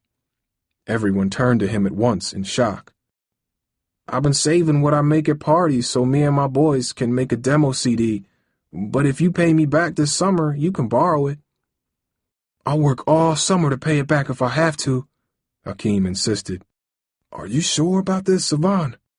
Dad asked. That's a lot of money. Yeah, I'm sure, he insisted. He stuck his neck out for me. It's only right that I pay him back. Thanks, Savan, Hakeem said, grateful for his cousin and the difficult path that finally reconnected them. I owe you one. In 1 week, a lifetime can pass. In 1 day, families shatter like glass. In 1 hour, time still moves too fast. In 1 second, we make choices that last.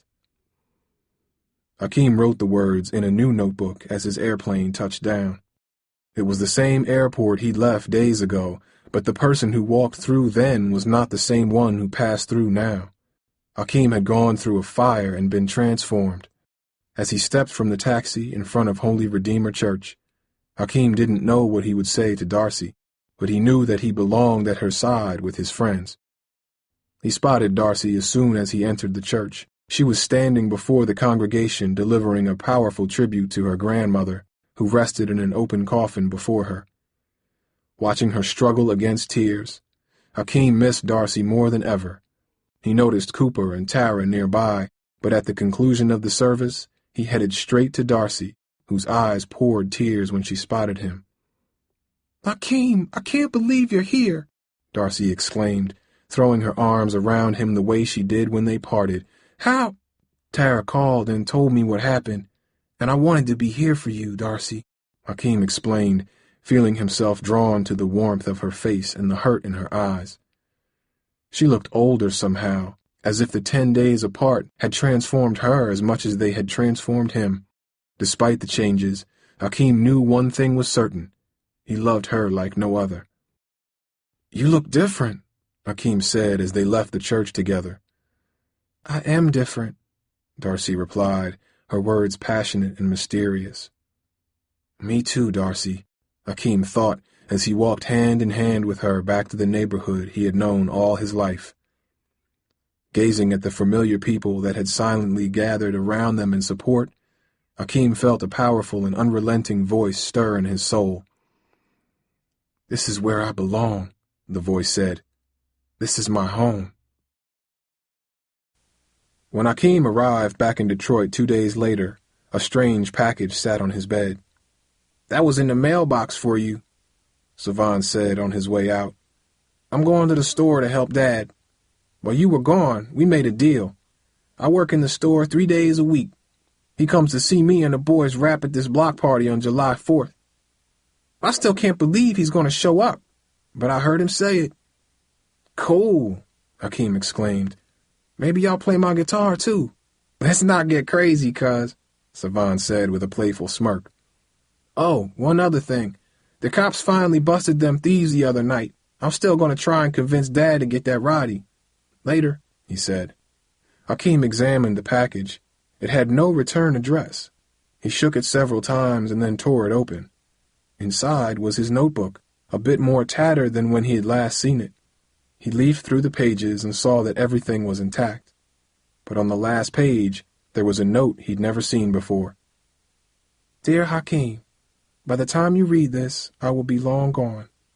The state people took my grandma like I told you they would. I just couldn't go to a foster home, not even for 6 months. I hope you understand. Before you got here, I was mixed up in some things with Rasul and his crew. It's why Savan and I broke up 2 years ago. Rasul's been causing trouble for a while now, mostly breaking into stores around the way. I even helped his crew a few times, holding money for them. I know it was stupid, and I'm not proud of what I did, but I've been trying to get out of that for a long time. Then you came along, and when Rasul started making plans to hit your uncle's store, I had to end it. When I called the police and told them everything, I knew I was making things right, but I got scared too. If he found out who turned him in, Rasul would do everything he could to make me sorry. Another reason to run. I meant what I said to you the other day. I wish I met you sooner. Don't forget our kiss. I won't. Where I'm going isn't far from Bluford High School. If you ever come back, maybe I'll see you again. My phone number is on the back of the page you wrote about me. Call me sometime. Love, Anika. P.S. Throw away this note. Hakeem read the letter several times before shredding it into tiny scraps. But by then, all of Anika's words were etched in his memory, and he had the funny feeling that he might see her again one day. This has been a Townsend Press production from the Bluford series of books. Blood is Thicker, written by Paul Langen and read by Jamil Gaines. This book was produced by Audiobook and features the music of Kenyon Whittington. For more information, visit our website at townsendpress.com.